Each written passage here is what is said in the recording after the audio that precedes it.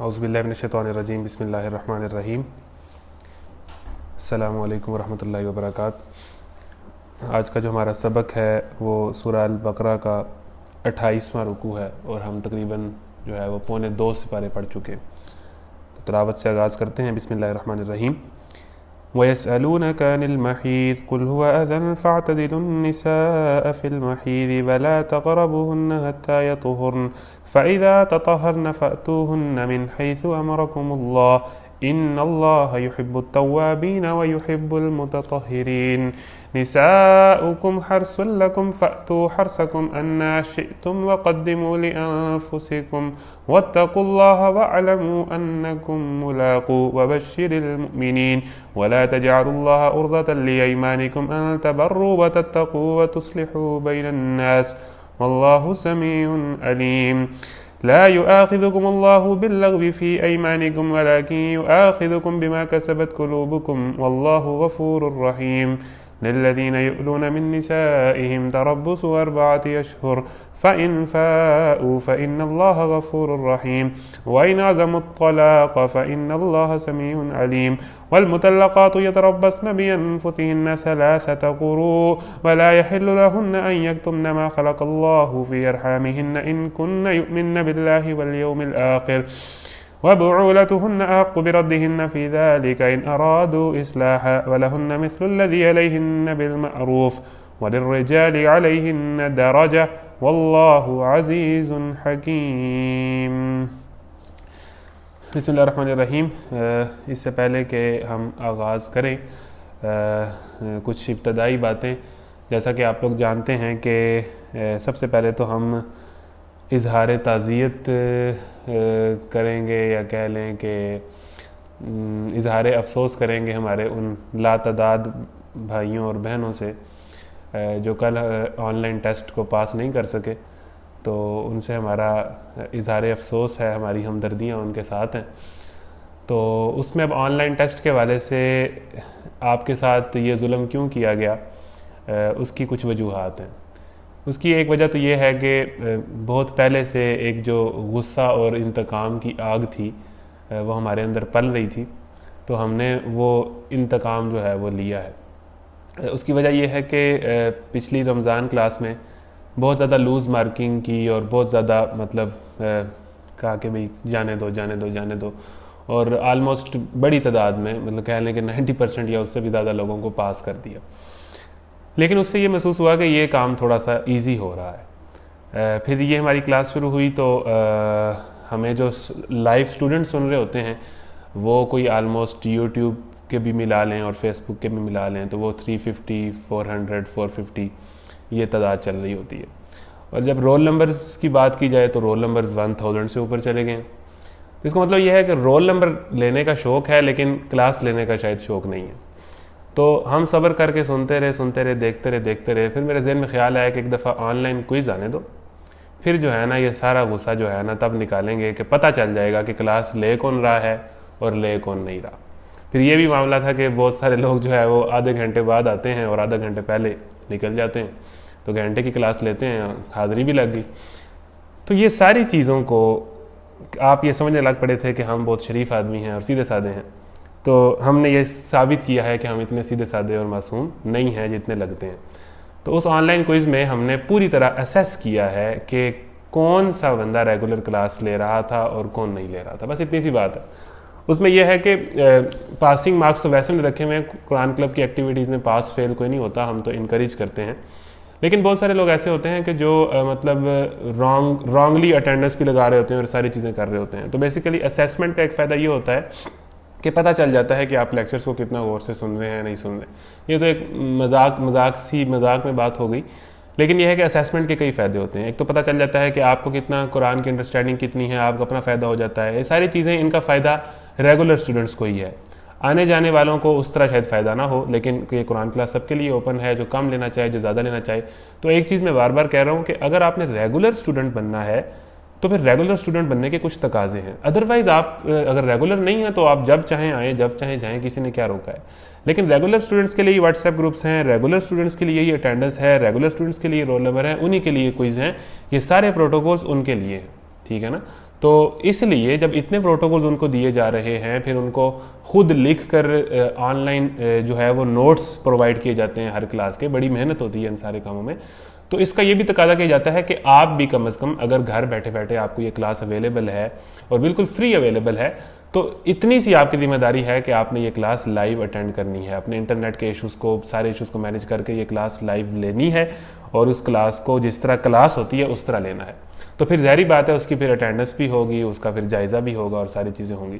تو وہ انشاءاللہ ہر 2 مہینے بعد جب ہم اسیسمنٹ کریں گے 2 سپاروں کی، تو ہمارے پاس اسیسمنٹس آپ کی آتی جائیں گی اور آپ کا ساری ہمیں اندازہ ہوتا جائے گا پوری طرح. اسیسمنٹ ٹیسٹ انشاءاللہ اندازہ لگا دے گا کہ آپ نے کتنے غور سے اس لیکچر کو سنا ہے. تو باقی اس میں یہ ہے کہ کم زیادہ نمبر کا کوئی مسئلہ نہیں ہے، جس کے 60 میں سے 50 آ گئے ہیں وہ بھی ٹھیک ہے، 40 پلس ہیں تو وہ بھی ٹھیک ہے. لیکن میرا خیال ہے کہ ہم نے 46 والوں کو بھی پاس کر دیا ہے، چلیں 44 والوں کو بھی سٹار لگا کر پاس کر دیا ہے. تو اس میں یہ ہے کہ اس سے زیادہ سوال غلط نہیں ہو سکتے، اتنا مشکل بھی نہیں تھا. اگر آپ نے لیکچر غور سے سنا ہے تو اس طرح مسئلہ کوئی نہیں تھا، وہ ٹیسٹ بالکل آسان تھا جس نے سنا ہے. جس نے یہ کہ ایک آدھا لیکچر مس ہوا ہے یا جس نے کم سنے ہیں یا آدھے لیکچر سنے ہیں تو ڈیفینیٹلی اس کے لیے مشکل ہوگی. تو یہ انشاءاللہ ذہن میں رکھنا ہے کہ اسیسمنٹ اس کی ہوگی، اور اسیسمنٹ جو ہے وہ اینڈ پر جب ساری کلاس مکمل ہو جائے گی تو کاؤنٹ ہوں گی، اور ساری اسیسمنٹ جو ہے وہ پوری آپ میں کلاس میں آپ کی کتنی حاضری تھی، کتنی توجہ تھی، وہ ساری چیزوں کا اندازہ لگا دے گی. تو ہم چونکہ پہلے سے یہ کلاسز مینیج کرتے آئے ہیں تو ہمیں بہت ساری چیزوں کا اندازہ ہے. تو اس طرح تو نہیں ہوتا نا کہ بس اٹینڈنس لگ گئی اور بات ختم ہو گئی. تو کلاس کو پراپر ہم نے کلاس بنایا ہے، اس کے لیے کئی چیزیں کی ہیں، اٹینڈنس بھی رکھی ہے، لائیو سیشن لازمی لینا بھی رکھا ہے، پھر اس کے بعد اسیسمنٹس بھی رکھی ہیں. تو یہ صرف ریگولر اسٹوڈنٹس کے لیے ہیں، جو نہیں ریگولر ہو سکتا اس کے لیے کوئی پابندی نہیں ہے، وہ پہلے سنیں بعد میں سنیں، وہ 1 سنیں 2 سنیں، کم سنیں زیادہ سنیں، دوستوں کے ساتھ جب مرضی آئے. لیکن ریگولر اسٹوڈنٹس اگر آپ نے بننا ہے تو یہ کلاس بھی ایک ریگولر کلاس کی طرح ہی ہوگی. تو یہ چیز پہلے ہے. تو اس میں واٹس ایپ گروپس میں وہی لوگ رہیں گے جو ریگولر ہیں اور جس کلاس سے پھر پوری طرح مستفید ہوں گے. یہ اناؤنسمنٹ تھی. اور اس کے ساتھ ساتھ ایک اناؤنسمنٹ یہ بھی ہے کہ رمضان میں جو ہماری کلاس ہوئی تھی اس کے جو اسٹوڈنٹ اگر سن رہے ہیں یہاں پر، اور اس سے پہلے بھی یہ کلاس ہوئی تھی، تو آپ لوگوں نے پریشان نہیں ہونا. انشاءاللہ آپ کے لیے خوشخبری ہے کہ سپٹمبر میں انشاءاللہ ہمارے یونیورسٹیز کھل رہی ہیں. ابھی تک کی جو اعلانات ہیں یا ابھی تک کی جو امید ہے، تو انشاءاللہ مڈ سپٹمبر کے بعد اور اکتوبر کے اندر جو ہم نے سرمنیز کرنی تھیں رمضان کلاس کی، وہ ہم انشاءاللہ کریں گے. تو آپ نے کہیں فکر مند نہیں ہونا کہ یہ کلاس کروا کے ہمیں بھول گئے اور اب سرٹیفکیٹ نہیں دے رہے یا جو چیزیں انہوں نے سرمنیز نہیں کر رہے تو یہ ہمارے ساتھ فراڈ کر گئے. تو ہم بالکل فراڈ نہیں کر گئے، ہم بالکل سب کچھ یاد ہے. تو آپ بے فکر رہیں، سپٹمبر آنے دیں، سپٹمبر کے مڈ کے بعد اور اکتوبر کے اندر، ان 1-2 مہینوں میں سپٹمبر اکتوبر اور نومبر کے سٹارٹ تک ہم پوری کوشش کریں گے کہ یہ سرمنیز کا سارا سلسلہ مکمل کر لیں. بہت ساری باتیں ہوگی، اب اس کو چلتے ہیں آگے لے کے. تو آپ وہی ہے کہ ریگولر کلاس کو سنیں، آن ٹائم آئیں، آن ٹائم جائیں، جو رولز اینڈ ریگولیشن بتائے جا رہے ہیں ان کو فالو کریں، اور بہت زیادہ پریشان نہ ہوں اگر نمبر تھوڑے بہت کم آ جاتے ہیں. ٹھیک ہے نا. ہم نے پراپر اسیسمنٹ کرنی ہے اور وہ اسیسمنٹ ٹیسٹ کے تھرو آپ کی ہو جائے گی. فیل پاس والا معاملہ کوئی نہیں ہے، یہ والا معاملہ نہیں ہے کہ ہم آپ کو بتائیں کہ جی آپ کتنے پرسنٹ ہیں، آپ کتنے پرسنٹ ہیں، آپ کتنے پرسنٹ ہیں. یہ چیزیں ہم نہیں کرتے جی. بسم اللہ الرحمن الرحیم. وَيَسْأَلُونَكَ عَنِ الْمَحِيضِ قُلْ هُوَ أَذًى فَاعْتَزِلُوا النِّسَاءَ فِي الْمَحِيضِ وَلَا تَقْرَبُوهُنَّ حَتَّى يَطْهُرْنَ فَإِذَا تَطَهَّرْنَ فَأْتُوهُنَّ مِنْ حَيْثُ أَمَرَكُمُ اللَّهُ إِنَّ اللَّهَ يُحِبُّ التَّوَّابِينَ وَيُحِبُّ الْمُتَطَهِّرِينَ. پوچھتے ہیں حیض کا کیا حکم ہے؟ کہو وہ ایک گندگی کی حالت ہے، اس میں عورتوں سے الگ رہو اور ان کے قریب نہ جاؤ، مطلب ان سے جو ہے وہ جسمانی تعلق قائم نہ کرو حیض کے دنوں میں، جب تک کہ وہ پاک صاف نہ ہو جائیں. پھر جب وہ پاک ہو جائیں تو ان کے پاس جاؤ اس طرح جیسا کہ اللہ نے تم کو حکم دیا ہے. اللہ ان لوگوں کو پسند کرتا ہے جو بدی سے باز رہیں اور پاکیزگی اختیار کریں. اس کا مطلب یہ ہے کہ جو نکاح اور شادی کا رشتہ ہے اس کے اندر بھی کچھ چیزیں ہیں، اس کے اندر بھی پاکیزگی اختیار کرنی پڑتی ہے، اس کے اندر بھی کچھ اصول ہیں. ایون نکاح کے رشتے کے اندر بھی جو اللہ تعالیٰ نے بندہ انسان کو اللہ تعالیٰ پاکیزہ رہنا چاہتا ہے. ٹھیک ہے نا. پرائیویٹ لائف کے اندر بھی، ازدواجی زندگی کے اندر بھی پاکیزگی بڑی چیز ہے. پاکیزگی جو ہے وہ انسان کے اندر سے نہیں نکلنی چاہیے، اور یہی چیز انسان کو انسان بناتی ہے. تو اللہ ان لوگوں کو پسند کرتا ہے جو بدی سے باز رہیں اور پاکیزگی اختیار کریں نکاح کے رشتے کے اندر بھی. ٹھیک ہے. جو اللہ تعالیٰ نے قانون بتائے ہیں، جن چیزوں سے منع کیا ان سے منع رہیں. تمہاری عورتیں تمہاری کھیتیاں ہیں، تمہیں اختیار ہے جس طرح چاہو اپنی کھیتی میں جاؤ، مگر اپنے مستقبل کی فکر کرو اور اللہ کی ناراضی سے بچو. جامع الفاظ ہیں جن سے 2 مطلب نکلتے ہیں اور دونوں کی یکساں اہمیت ہے. ایک یہ کہ اپنی نسل برقرار رکھنے کی کوشش کرو، تاکہ تمہارے دنیا چھوڑنے سے پہلے تمہاری جگہ دوسرے کام کرنے والے پیدا ہوں. اور دوسرا یہ کہ جس نے آنے والی نسل کو تم اپنی جگہ چھوڑنے والے ہو اس کو دین، اخلاق اور آدمیت کے جوہروں سے آراستہ کرنے کی کوشش کرو. یعنی اپنی اولاد کی تربیت بھی کرو اور اپنی اولاد پیدا بھی کرو، اپنی نسل کو بڑھاؤ. خوب جان لو تمہیں ایک دن اس سے ملنا ہے، اور اے نبی جو تمہاری ہدایات کو مان لیں انہیں فلاح و سعادت کی خوشخبری دے دو.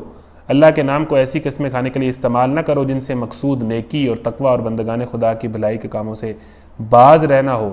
اللہ تمہاری ساری باتیں سن رہا ہے اور سب کچھ جانتا ہے. اچھا، یہ اب مطلب کچھ ازدواجی معاملات ہیں یا پرائیویٹ معاملات ہیں. اب اس سے ایک بات ہمیں یہ پتہ چلی کہ قرآن جو ہے وہ ایک مکمل دین ہے. اسلام جو ہے وہ پرائیویٹ لائف کے متعلق بھی رہنمائی دیتا ہے، وہ قتل کا بدلہ قتل بھی بتا رہا ہے، وہ روزے بھی بتا رہا ہے، وہ یہودیوں اور دوسری قوموں سے کس طرح آپ نے رہنا ہے اس معاشرے میں وہ بھی بتا رہا ہے.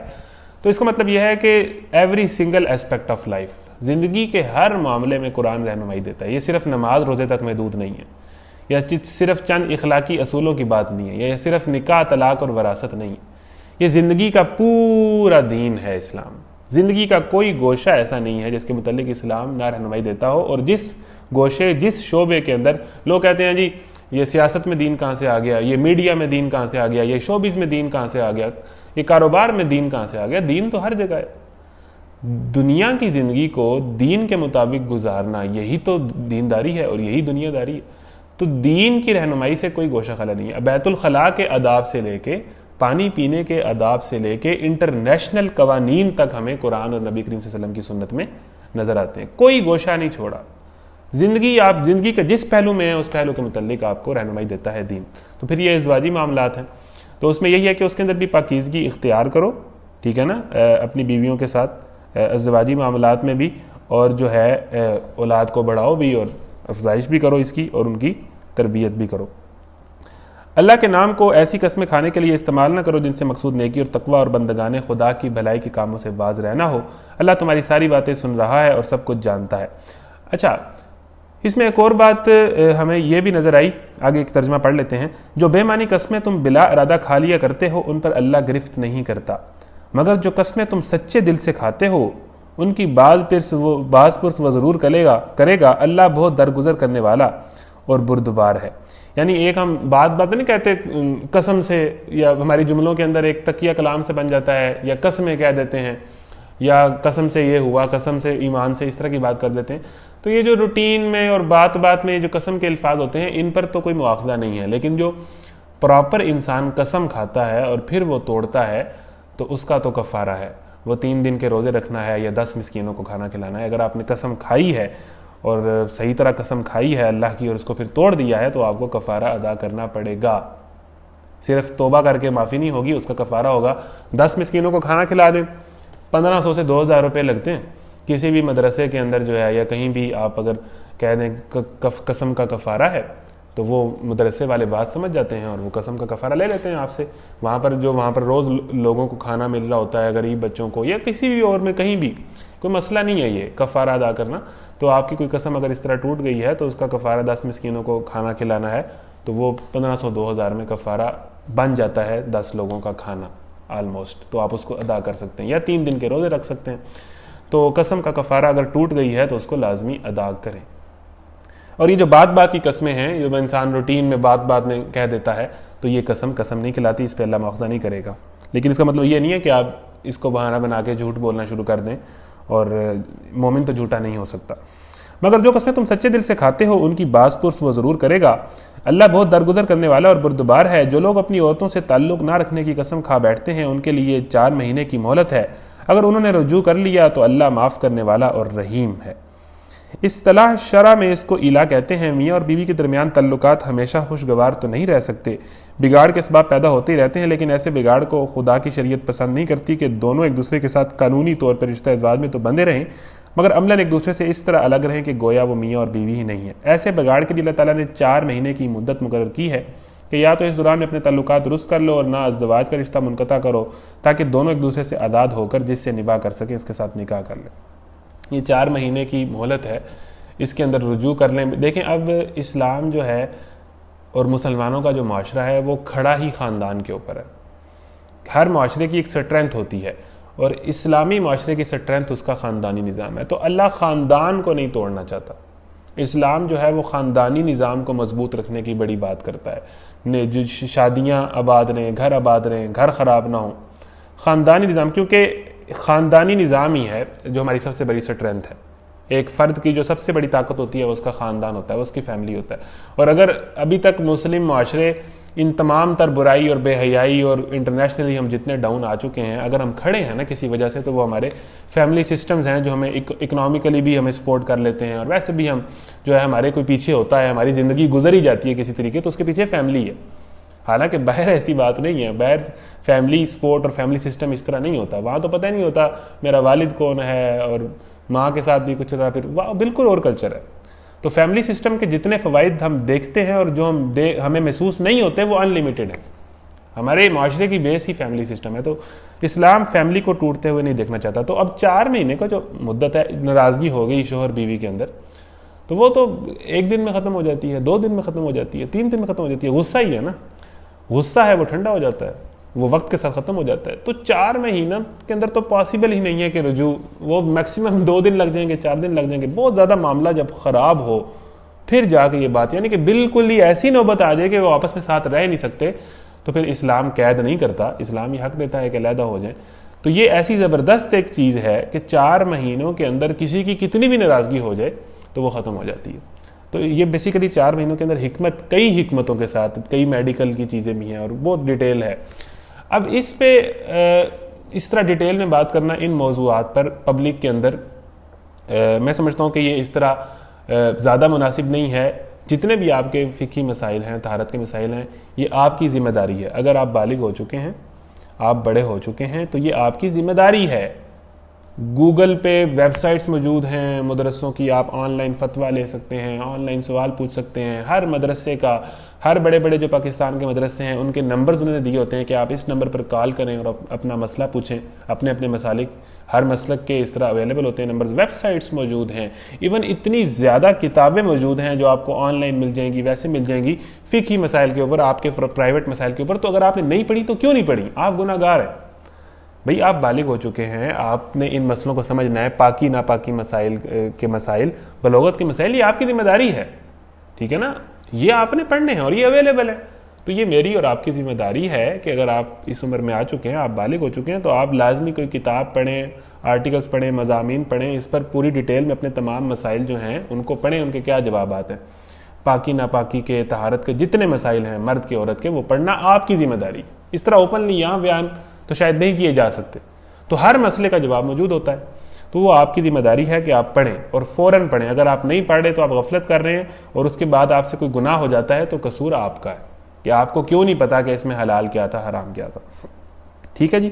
اب وہ دور گزر گیا کہ جس میں کسی سے پوچھنا پڑتا تھا، ایک شرم ہوتی تھی اور مشکل ہوتی تھی. اب تو ہر چیز اویلیبل ہے. تو یہ اس میں یہ ساری چیز ہے. جن عورتوں کو طلاق دی گئی ہے وہ 3 مرتبہ ایام ماہواری آنے تک اپنے آپ کو روکے رکھیں، اور ان کے لیے یہ جائز نہیں ہے کہ اللہ ان کے رحم میں جو کچھ خلق فرمایا ہے اسے چھپائیں. انہیں ہرگز ایسا نہ کرنا چاہیے. اگر وہ اللہ روز آخر پر ایمان رکھتی ہیں، ان کے شوہر تعلقات درست کر لینے پر آمادہ ہوں، تو وہ اس عدت کے دوران میں انہیں پھر اپنی زوجیت میں واپس لینے کے حقدار ہیں. عورتوں کے لیے بھی معروف طریقے پر ویسے ہی حقوق ہیں جیسے مردوں کے حقوق ان پر ہیں، البتہ مردوں کو ان پر ایک درجہ حاصل ہے. وَلِلرِّجَالِ عَلَيْهِنَّ دَرَجَةٌ، اور ان سب پر اللہ غالب، اقتدار رکھنے والا اور حکیم و دانا موجود ہے. طلاق 2 بار ہے، پھر یا تو سیدھی طرح عورت کو روک لیا جائے یا بھلے طریقے سے اس کو رخصت کر لیا جائے. اس آیت کی روح سے ایک مرد ایک رشتہ نکاح میں اپنی بیوی پر حد سے حد 2 ہی مرتبہ طلاق استعمال کر سکتا ہے.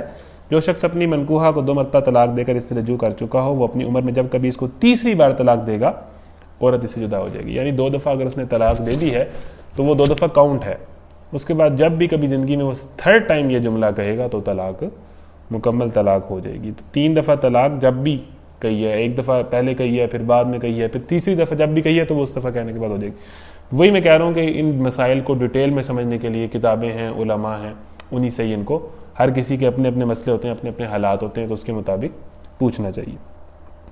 ٹھیک ہے. اور ہم جو نوجوان ہیں بیسیکلی اس میں بڑی تعداد وہ ہے کہ جن کے مسائل، ابھی تو آپ سارے ڈھیر سارے تو کنوار ہی بیٹھے ہیں میرے سامنے، تو کنواروں کے مسئلے فی الحال اور ہیں، شادی کر لیں گے تو بعد میں یہ مسئلے بھی آپ کو سمجھ آ جائیں گے. فی الحال آپ شادی کی فکر کریں اور جلد از جلد شادی کریں. یہ پہلے یہ مسئلہ حل کریں.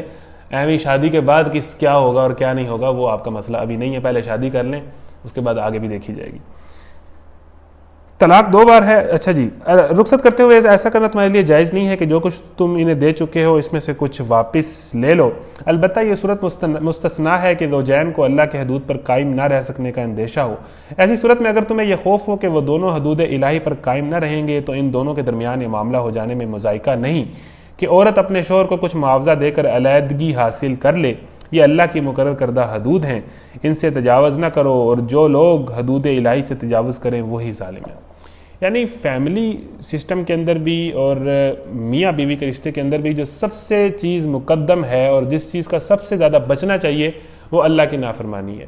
نکاح و طلاق کے معاملات میں، علیحدگی کے معاملات میں، کسی معاملے میں جو سب سے بڑا ڈر ہونا چاہیے وہ یہ ہونا چاہیے کہ کہیں اللہ کی نافرمانی نہ ہو جائے. یہ جو اللہ کے قوانین ہیں نا، یہ مذاق نہیں ہے.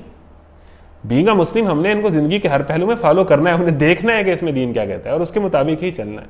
اپنے جذبات اور اپنی خواہشات اور اپنے حالات وہ ٹھیک ہے آپ کے ہیں، لیکن دین تو نام ہی قربانی اور سیکریفائز اور امتحان ہے. تو اپنے اپنے حالات میں دین پر عمل کرنا ہے، اور جب آپ کرنے لگیں گے تو اس میں آسانی بھی پیدا ہوگی. تو جو علیحدگی کا طریقہ کار دین نے بتایا ہے وہ اسی طریقے سے ہی ہوگی. ٹھیک ہے، جو خلا کا طریقہ، جو طلاق کا طریقہ دین نے بتایا وہ اسی طریقے سے ہی فالو کیا جائے گا. اور صرف نکاح و طلاق میں دین کو فالو نہیں کیا جائے گا، وراثت کے اندر بھی، عدالت کے اندر بھی، زندگی کے ہر معاملے میں دین کو فالو کیا جائے گا. یہ اللہ کی مقرر کردہ حدود ہیں، ان سے تجاوز نہ کرو، اور جو لوگ حدود الہی سے تجاوز کریں وہی ظالم ہیں. پھر اگر 2 بار طلاق دینے کے بعد شوہر نے عورت کو تیسری بار طلاق دی تو وہ عورت پھر اس کے لیے حلال نہ ہوگی، الا یہ کہ اس کا نکاح کسی دوسرے شخص سے ہو اور وہ اسے طلاق دے دے. یعنی کسی وقت خود اپنی مرضی سے طلاق دے دے. اس سے سازشی نکاح اور طلاق کا کوئی جواز نہیں نکلتا جو محض پہلے شوہر کے لیے عورت کو حلال کرنے کی خاطر کیا ہو. اس کو حلالہ بھی کہتے ہیں کہ ایک عورت اور مرد کی اگر طلاق ہو گئی ہے تو اس کے بعد اس عورت کی کسی اور مرد سے شادی ہوتی ہے، پھر اس سے بھی اس کو طلاق ہو گئی ہے تو اس کے بعد جو ہے وہ پہلے والے شوہر سے اس کی شادی ہو سکتی ہے. ادروائز جس کو آپ نے طلاق دی ہو، 3 طلاقیں ہو چکی ہوں تو اسے دوبارہ شادی نہیں ہو سکتی. اب اس میں کچھ لوگ اگر یہ کریں کہ جناب اس کی زبردستی کسی اور سے شادی کرائیں، یا پلان ہی یہ ہو کہ اس سے شادی کرنی ہے، نیت یہ ہو پھر طلاق کرنی ہے، پھر دوبارہ اس سے شادی کرنی ہے، تو وہ پہلے سوچنا تھا نا. جو 4 مہینے آپ کو عدت دی گئی تھی اس ٹائم آپ سوچ لیتے نا، بعد میں آپ کو یاد آ رہا ہے. تو اگر ایکسیڈنٹلی ایسا ہو کہ اس کا دوسرا رشتہ بھی خراب جائے اور وہاں سے بھی طلاق ہو جائے، ایسا سوچا نہ ہو، تو پھر یہ امکان نکلتا ہے کہ ان کا آپس میں دوبارہ سے ہو سکتا ہے. سوچ کے سازشی انداز سے پلان کر کے یہ کرنا یہ جائز نہیں ہے. ٹھیک ہے جی. تو ایک دفعہ جو جس سے نہیں بنی تو پھر نہیں بنی، اس ٹائم سوچنا تھا، اب مدت گزر گئی ہے. تو اگر کوئی ایسی صورت بنتی ہے کہ اس کو وہاں سے بھی طلاق ہو جاتی ہے تو پھر اس کا امکان ہے. تو یہ ایک دوسرا یہاں پر مسئلہ آ گیا. تب اگر پہلا عورت اور یہ عورت دونوں خیال کریں کہ حدود الہی پر قائم رہیں گے تو ان کے لیے ایک دوسرے کی طرف رجوع کر لینے میں کوئی مذائقہ نہیں. یہ اللہ کی مقرر کردہ حدیں ہیں جنہیں وہ ان لوگوں کو ہدایت کے لیے واضح کر رہا ہے جو اس کی حدوں کو توڑنے کا انجام جانتے ہیں. اور جب تم عورتوں کو طلاق دے دو تو ان کی عدت پوری ہونے کو آ جائے تو یا بھلے طریقے سے انہیں روک لو یا بھلے طریقے سے رخصت کر دو. محض ستانے کی خاطر انہیں نہ روکے رکھنا یہ زیادتی ہوگی، اور جو ایسا کرے گا وہ در حقیقت آپ اپنے ہی اوپر ظلم کرے گا. اللہ کی آیات کا کھیل نہ بناؤ. زندگی کے کسی معاملے میں جو اللہ کے قوانین ہیں نا ان کو مذاق نہ سمجھو. ہم تو مذاق اڑاتے ہیں نا، ہم تو داڑھی کا بھی مذاق اڑا رہے ہوتے ہیں، پردے اور حجاب کا بھی مذاق اڑا رہے ہوتے ہیں، فلموں کے اندر، میڈیا کے اندر، آپ کو یونیورسٹیز کے اندر یہ ساری چیزیں آپ کو نظر آتی ہیں. یہ اللہ کی آیات ہیں، اور اللہ کی آیات کسی بھی معاملے میں جو بھی احکامات ہیں ان کو یہ کیا مولویوں والی بات ہے، یہ کیا دکیانوسی بات ہے، یا اس پہ ہنسنا یا مذاق اڑانا، یہ اللہ کی آیات ہے. ٹھیک ہے نا. یہ جو زبان تمہیں اللہ نے دی ہے نا یہ تمہاری نہیں ہے، یہ تمہیں اللہ نے دی ہے. اس سے زیادہ باتیں نہ کرو اسلام کے خلاف. یہ جو دماغ ہے نا، یہ تمہاری عقل ہے، جو تمہیں الٹے سیدھے فلسفے آتے ہیں، یہ عقل تمہیں جس نے دی ہے نا وہ اللہ ہے. تو جن زبان سے تم اسلام کے خلاف بولتے ہو اور جس رویے سے تم اسلام کا مذاق اڑا رہے ہوتے ہو، یا جس ایٹیٹیوڈ جو تمہیں اسلام کی پرواہ نہیں کرنے دیتا، تو یہ سوچو کہ تمہارا اپنا کیا ہے. یہ زبان تمہاری اپنی ہے جس سے تم یہ الٹے سیدھی باتیں کرتے ہو. یہ آنکھیں تمہاری اپنی ہیں، یہ دنیا تمہاری اپنی ہے. جس زمین پہ تم چل پھر رہے تمہارا اپنا ہے کیا جو تم باتیں کرتے ہو؟ اللہ کے آگے تمہاری حیثیت کیا ہے اور تم اس کے دین کا مذاق اڑاتے ہو؟ یا اس کے دین سے غفلت کرتے ہو، یا اس کے دین کو اور ان کے مسئلوں کو اور نکاح و طلاق کے اندر یا ان کے اندر سمجھتے ہی کچھ نہیں ہو، بس اپنی جذبات اور اپنے خواہشات، تو اللہ کی آیات کا مذاق نہ بناؤ۔ بھول نہ جاؤ کہ اللہ نے کس نعمت عظمیٰ سے تمہیں سرفراز کیا ہے، وہ تمہیں نصیحت کرتا ہے کہ جو کتاب اور حکمت اس نے تم پر نازل کی ہے اس کا احترام ملحوظ رکھو، اللہ سے ڈرو اور خوب جان لو کہ اللہ کو ہر بات کی خبر ہے۔ وَإِذَا طَلَّقْتُمُ النِّسَاءَ فَبَلَغْنَ أَجَلَهُنَّ فَلَا تَعْضُلُوهُنَّ أَن يَنكِحْنَ أَزْوَاجَهُنَّ إِذَا تَرَاضَوْا بَيْنَهُم بِالْمَعْرُوفِ ذَلِكَ يُوعَظُ بِهِ مَن كَانَ مِنكُم يُؤْمِنُ بِاللَّهِ وَالْيَوْمِ الْآخِرِ ذَلِكُمْ أَزْكَىٰ لَكُمْ وَأَطْهَرُ وَاللَّهُ يَعْلَمُ وَأَنتُمْ لَا تَعْلَمُونَ۔ جب تم اپنی عورتوں کو طلاق دے چکو اور وہ اپنی عدت پوری کر لیں تو پھر اس میں مانے نہ ہو کہ وہ اپنے زیر تجویز شوہروں سے نکاح کر لیں۔ واضح طور پر ہے کہ جس عورت کو طلاق ہو گئی ہے اس کے بعد یا پہلے بھی کوئی انہیں منع نہیں کر سکتا کہ وہ جس کو پسند کرتی ہیں اس سے نکاح کر لیں، ٹھیک ہے نا؟ وہ سمجھتی ہیں کہ میں نے اس سے نکاح کرنا ہے تو کوئی منع نہیں کر سکتا، یعنی کہ جو پسند ہے اس سے نکاح کریں جس کو آپ پسند۔ اب پسند یہ ہے نا کہ اس میں نکاح سے پہلے جو تعلق ہے مرد اور عورت کا وہ حرام ہے، وہ کسی بھی طرح کا۔ نکاح سے پہلے وہ چیٹنگ چل رہی ہے، وہ گپ شپ چل رہی ہے، وہ جناب باتیں چل رہی ہیں اور وہ جناب اکٹھے فنکشنز اٹینڈ کیے جا رہے ہیں، وہ کنسیپٹ نہیں ہے۔ لیکن اگر عورت کسی کو پسند کرتی ہے تو اس میں کوئی مضائقہ نہیں ہے۔ حضرت خدیجہ نے نبی کریم صلی اللہ علیہ وسلم کو نکاح کا پیغام بھیجا تھا، حضرت خدیجہ نے بھیجا تھا۔ یہاں عورت پہل کرے تو سمجھتے ہیں کہ جناب یہ تو قیامت آ گئی ہے، ایسا تو کچھ نہیں ہے۔ اللہ کے نبی کو حضرت خدیجہ نے پیغام بھیجا تھا۔ تو جس کو جو پسند ہے وہ جو معروف طریقہ ہے اپنے سرپرست کے تھرو اپنے گھر کے بتا کے تو اس سے نکاح کا پیغام بھیجا جا سکتا ہے، اس میں کوئی حرج نہیں ہے۔ تو یہاں واضح طور پر ہے عورت کے اینڈ سے بھی پہل ہو سکتی ہے، اس میں کوئی مسئلہ نہیں۔ تو پھر اس میں مانے نہ ہو کہ وہ اپنے زیر تجویز شوہروں سے نکاح کر لیں جبکہ وہ معروف طریقے سے باہم مناکحت پر راضی ہوں۔ تمہیں نصیحت کی جاتی ہے کہ ایسی حرکت ہرگز نہ کرنا۔ اگر تم اللہ اور روز آخر پر ایمان لانے والے ہو تمہارے لیے شائستہ اور پکیزہ طریقہ یہی ہے کہ اس سے باز رہو، اللہ جانتا ہے تم نہیں جانتے۔ جو باپ چاہتے ہوں کہ ان کی اولاد پوری مدت رضاعت تک دودھ پیے تو مائیں اپنے بچوں کو کامل 2 سال دودھ پلائیں، اور اس صورت میں بچے کے باپ کو معروف طریقے سے انہیں کھانا کپڑا دینا ہوگا، مگر کسی پر اس کی وسعت سے بڑھ کر بار نہ ڈالنا چاہیے۔ نہ تو ماں کو اس وجہ سے تکلیف میں ڈالا جائے کہ بچہ اس کا ہے، اور نہ باپ ہی کو اس وجہ سے تنگ کیا جائے کہ بچہ اس کا ہے۔ دودھ پلانے والی کا یہ حق ہے کہ یہ جیسا بچے کے باپ پر ہے ویسا ہی اس کے وارث پر بھی۔ لیکن اگر فریقین باہمی رضامندی اور مشورے سے دودھ چھڑانا چاہیں تو ایسا کرنے میں کوئی مضائقہ نہیں ہے، اور اگر تمہارا خیال اپنی اولاد کو کسی غیر عورت سے دودھ پلوانے کا ہو تو اس میں بھی کوئی حرج نہیں، بشرط یہ کہ اس کا جو کچھ معاوضہ طے کرو وہ معروف طریقے پر ادا کرو۔ اللہ سے ڈرو اور جان رکھو کہ جو کچھ تم کرتے ہو سب اللہ کی نظر میں۔ دیکھیں طلاق بھی اگر ہو جائے نا تو یہ جو بچے کا معاملہ ہے یہ بڑا امپورٹنٹ ہے۔ ماں کو بھی کہا گیا ہے، والد کو بھی کہا گیا ہے کہ اس کی جو پرورش ہے نا وہ ڈسٹرب نہیں ہونی چاہیے۔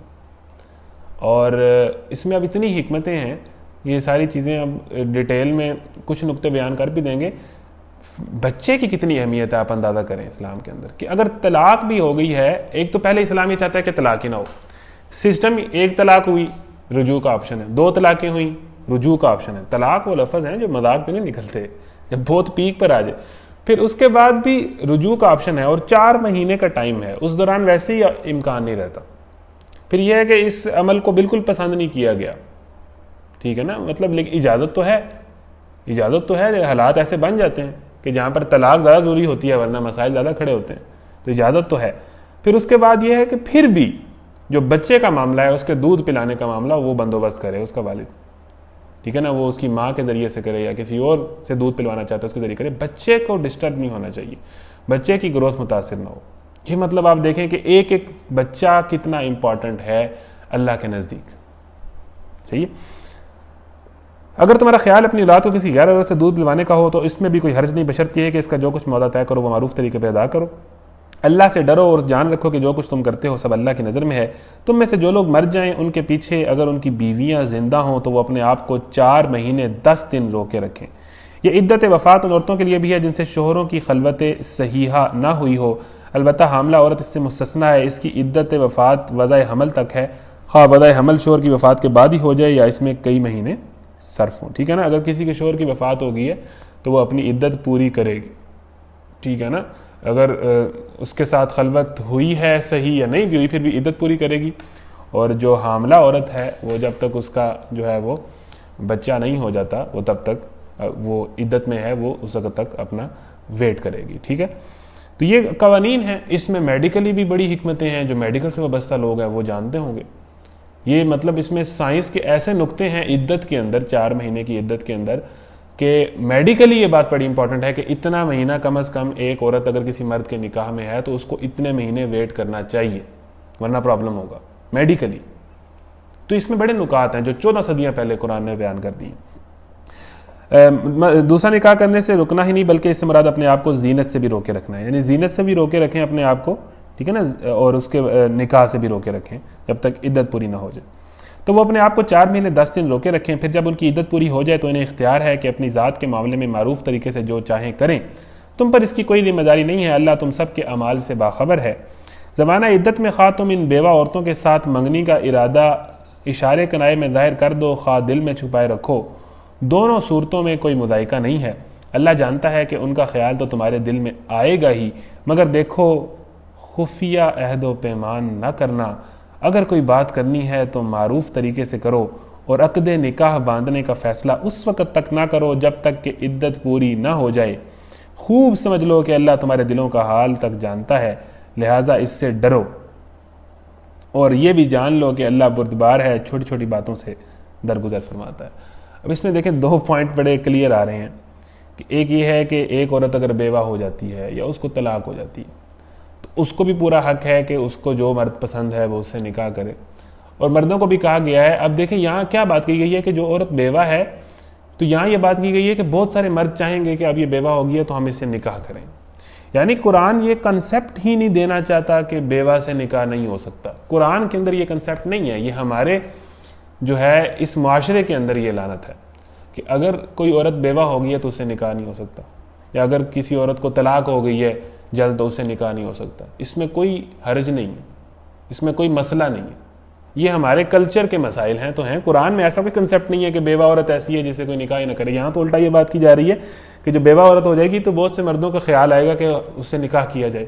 تو اللہ یہ کہہ رہا ہے کہ اس دوران تم نے نکاح نہیں کرنا جب تک عدت پوری نہ ہو جائے. ہاں اشارتاً بات بتا دی جائے کہ نکاح کرنا چاہتا ہوں، لیکن اس دوران جو پوائنٹ ہے خفیہ عہد و پیمان نہ کرنا. نکاح سے پہلے کوئی چیٹنگ، کوئی میسیجنگ، کوئی فیس بک اور میسنجر پہ السلام علیکم ورحمۃ اللہ وبرکاتہ، واٹس اپ، نتھنگ ایلس، کسی چیز کی اجازت نہیں.